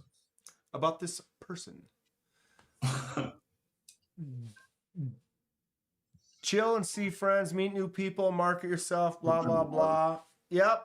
I saw Dylan right away. Yeah, as long as I get the trip paid for. Dylan jumped me at Concept, like early on day one. I turn him like, Dylan, what's up, dude?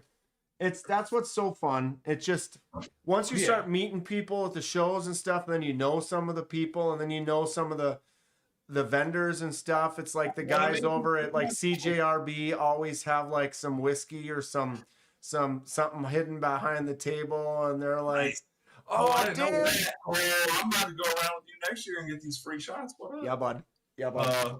And I don't even like whiskey. I'll take it though. They had some tequila over there too, and there was some other bottle. Russell from CJRB had man, just like hanging out with people, it just makes it so much more comfortable. Like knowing some folk and just being able to like hang out, like you're just going to a house party, you know. And once you've gone once, it's like people kind of remember. I don't know. People remembered me. I don't know if they'll remember you. They remembered me. Drug, dude. You go once and you're just like, I'm gonna see you guys next year. What's up? Yeah, for sure. I love it. I wish I could do it once a month or something like that. It's such a good time, man. and it sucks having to travel. If we could get a Midwest, dude, Dude, where I don't yeah. have to go. If you got to spend It was 1,000, only like 10 hours or so I would drive, but it's 17 hours and it's so far. yeah, that's far. It's like so much. 13 hours for me to Texas, and it was like 16 to Atlanta, but I ended up flying to Atlanta. But I honestly liked we driving. drove I like driving to Texas more than flying to Atlanta. Yeah. Driving side. I drove to West one year, which is basically the same drive. It's like 17 hours, and that sucked. And I drove to New Orleans once. That was 17 hours, and that sucked. So I am not about to drive to Atlanta. Right. As much as the driving part, though, I really like that about Texas because I can bring more knives. Like, it was easier for me to bring knives in a bunch. I just loaded up my. You think you're driving down to Texas? I drove to Texas both times.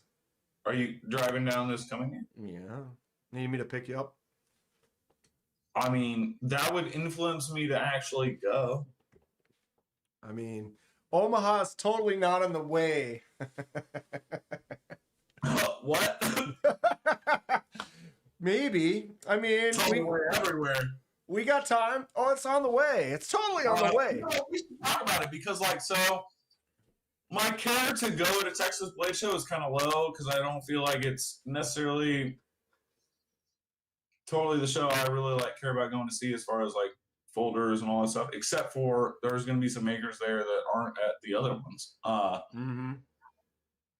I just don't know because I've never been and I don't know how it goes. And I'm expecting just a lot of older style fixed blade stuff and some folders. I don't know, but I feel like it's still gonna be a good time. It's just kind of a weird thing. But if you're going to go for sure and you're driving, I would be down to a road trip if you pick me up. That might actually influence me to actually go to it, not as a vendor, but as a Just as a fun. Right. Yeah. Well, I was talking to, Lanyard Man. Because I don't want to work it at all, but Right. I want to at least go to the show once. Right. Well, I was talking to Lanyard Man too, and he was we've been kind of chatting about it. We almost kind of talking about maybe getting like renting like a Airbnb or something, and like, That's the only way I travel, yeah. grab a couple, get Grateful or something like that, and kind of get a little crew. We made it that would be even better on the deals if we did it. Well, right, because you can get. That's what's crazy is like you can, if you had enough people, you can get like a 4 to 6 person like house that's got like a hot tub and all this stuff, and it actually ends up costing everyone less than us getting Than a normal hotel. rooms. Yeah. Those hotel rooms just really just crush you. Dude, they fucking right up the butt, man. Yeah. I don't understand why that's a legal type of a thing that a hotel can be like, oh, it's $100 tonight, but I know it's gonna be busy next week, so it's $400. Dude, it's such a scam. Right. But yeah, Airbnb is the way to go. And dude, if you're down to organize with some homies for this coming Texas, I am so game because I'm skipping west this year, so like I'm definitely available to go as far as monetary concerns are concerned. We'll chat. We've got time.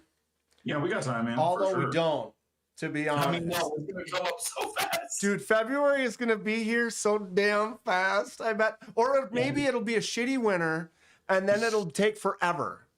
Right. Right? Because it's just cold out and just garbage or whatever. But yeah. We get Airbnb every time in Atlanta, and it is awesome. The last 2 years I've been there, the people were like, yeah, smoke weed and cigarettes in the place, all you want, just don't burn our shit. So, I mean, I lived like a fucking king. Sorry for that. Bob Tism says you don't want an Atlanta Airbnb. He is wrong. I think you got to get the right one, Bob. You got to get the right one. I got a 20-foot pole behind camper. That'd be pretty sweet. It's so good for like the last hour. Sorry, Dan. No, don't even. We're unfiltered life right here. You just live your life. There's like I said, we try to keep it moderately Autism. PG-13 to R-rated in here. It's fine. Yeah, I mean, We're I'm fine. not really We're fine. loves. As long as you don't burn the place down. But yeah, I'm serious. Yeah, we'll talk about it. Texas could be cool if we got some homies to party with. Mm-hmm. Mm-hmm. And then I'll recruit. I need to find somebody that's like, gotta be cool to have like an assistant. If I could find someone like, when You talking about like a table bunny, or what are you talking about? well, yeah. No, I'm like at the show, like, what was it? I was talking to Melissa Backwoods, you know, and like she's got her guy, and like he carries all her stuff, he's got all her things, and like, oh, we're gonna make a video. It's like I'm celebbing out, you know, thinking, oh well, if I was big enough and I could like pay someone to like carry all my stuff for me, be a cameraman. You know what I mean? Like to have someone that would be to do that, because it's like, it's one of those things when you're at a show, you don't want to be on the clock and like, oh, now I'm working, you know, like you'd have to find someone who's someone who's good with a camera, that doesn't care about knives or something. So like they're like an impartial. But the thing is if they came with us, it would just be they'd be part of the party, you know. It'd be like, I got a buddy in mind, but he lives in Upper Washington, and that'd just be a pain in the ass logistically. right. But could you imagine that we get a little someone to run camera and carry bags for us, and then we just run around and act like idiots, Actually, I mean, if we paid for him to get down there, just his flight, he'd probably do it. Yeah. right? Get me there, I'll do it. Is this something I should be doing? Probably not. I'm just, you know, like I said, Who knows what? pretending to be balling a little bit. I'm not sexy enough for a huge manservant. What? I think you are. That's Come fine. on, Bob. He's got the hands for it. I mean, if there's anything more commanding than giant hands, I don't know. Yeah, bro. I mean, you know. Chef Rocky, I got a new YouTube channel for my cowboy cooking and cooking on outdoors. That's fun. Oh, really? What's the name of that channel, Kodiak? I'll check it out. I like cowboy cooking, camp cooking. You know what that reminds me of? So growing up, you know, we grew up. So my mom always had like Girl and Boy Scout groups. You know what I mean? And so I was basically a Girl Scout and a Boy Scout. Anyway, we did these things called bunny burgers, where you take like an upside down coffee can, and then you take a tuna can that you would like wrap a cardboard in and fill it with paraffin wax, and that would be like your fuel source. And you cook food on top of the coffee can. That's what that reminds me of. That's kind of fun. Good old buddy burgers. Yeah. The Buddy Burner. Yeah, man. never Best done bacon that. I've ever had in my life is on buddy burger. I swear. Just subbed Kodiak. Yeah, Kodiak, if you have a different channel that shows cowboy cooking and stuff, let us know. I'm always interested in like weird outdoor type stuff, and Yeah. not that I get too wild in the outdoors, but I've done a lot of camping where we get pretty rugged. And it's been a while. I get lazier and lazier every year. You know, bigger air mattress. But I am not the outdoors kid. But I've done some camping. I don't mind it. I used to love it. It's Boundary Waters Canoe Area, which is northern Minnesota, and it's like a no motor, like restricted area of like thousands of lakes. And you can go up there and you basically get in your canoe or whatever, you paddle across the lake, you get out, you carry all your stuff to the next lake. You can go there and you can get just basically in the middle of nowhere and just hang out. It's a really cool place to just chill with a couple of buddies, go on a little adventure, get kind of lost in the woods, maybe do some fishing. I feel you. I haven't gone in a while, but I used to love doing that. Lean and chewy.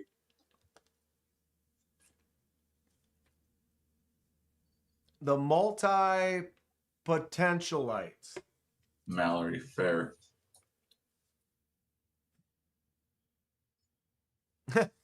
He dropped eggshell in the flour. Done. I'm out. Done. Exactly. I'm out. I saw one and it was like she was outside, but then it was like fly lands on it. Another fly lands on it. It was like, all right, you think you would maybe do another take with no fly, but she didn't. Right. Dan Stan's been up in the Boundary Waters. It's pretty fun. Oh, Chef Rocky's been up there too. Horseshoe. Oh, nice. I've been up there. What's up, Cliff? Looks like late nights chilling. What do we got in here right now? I have no idea. I don't even have, what in the My thing says 32, but I haven't refreshed in a long time, so I have no idea. 32. Yeah, I haven't refreshed either. Still 32. Solid. Mosquito sizes. We haven't had that bad of mosquitoes this year, which is actually pretty nice because usually Minnesota can breed some mosquitoes that are not good. Not good at all. Lanyard Man hasn't been in here tonight, has he? I don't think so, no. I know we missed some of the chat for a while. What you got?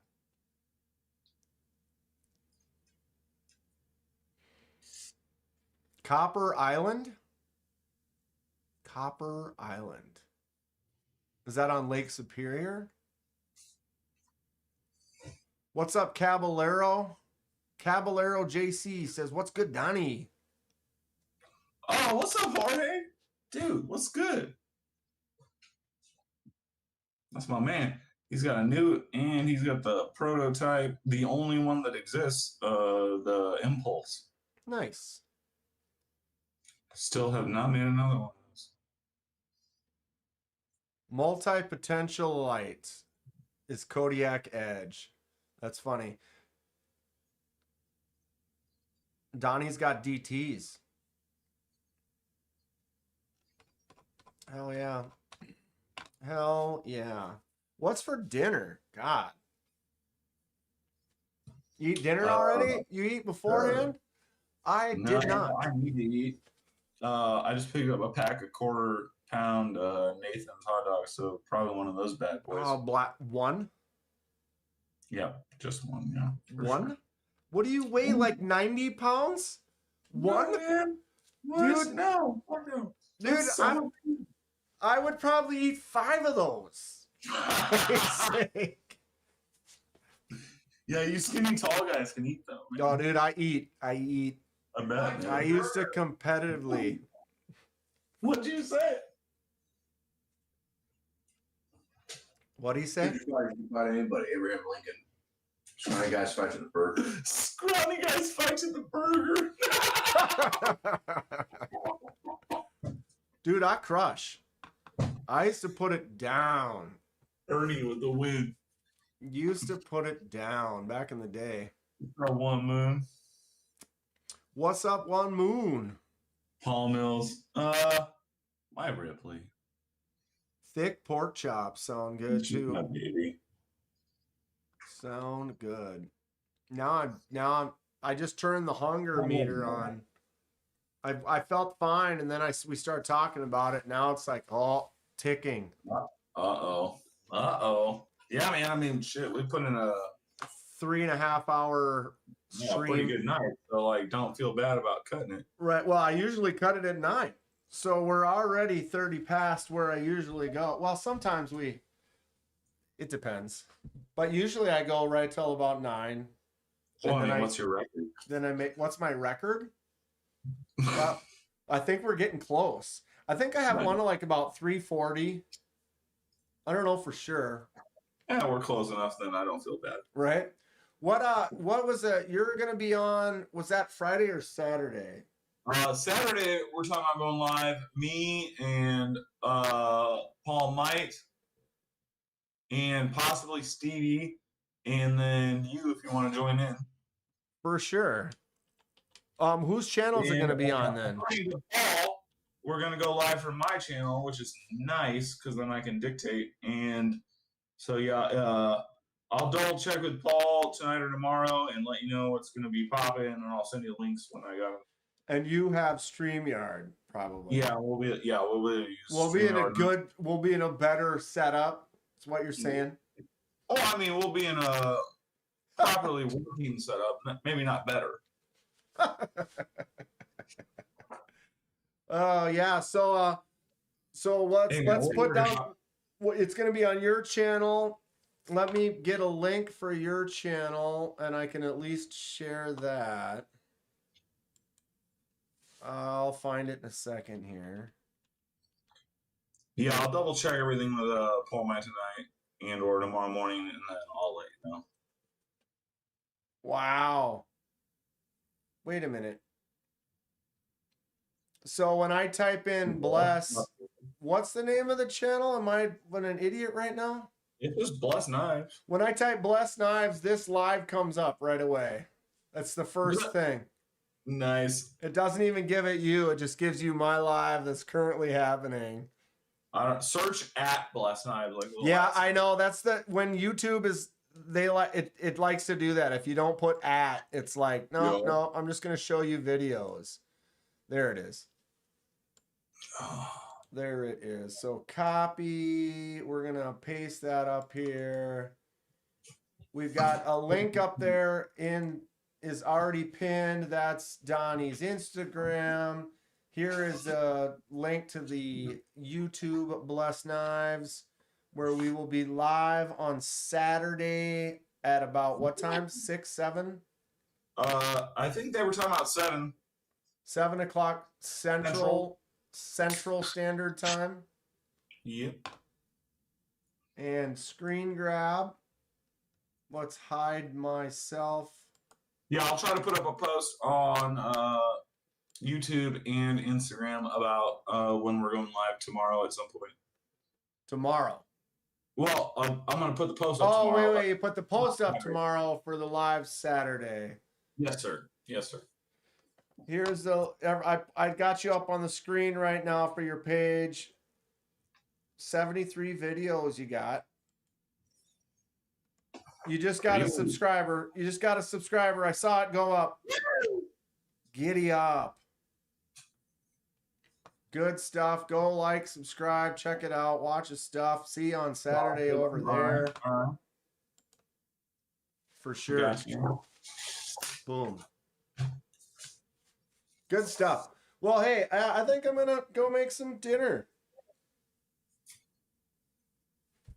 Yeah, man. I don't know what I'm having yet, though. I kind of want some hot dogs now. I mean, yeah. Bobtism is expecting his newt at Atlanta next year. Can I heard Bobtism get a exactly newt what, by and July?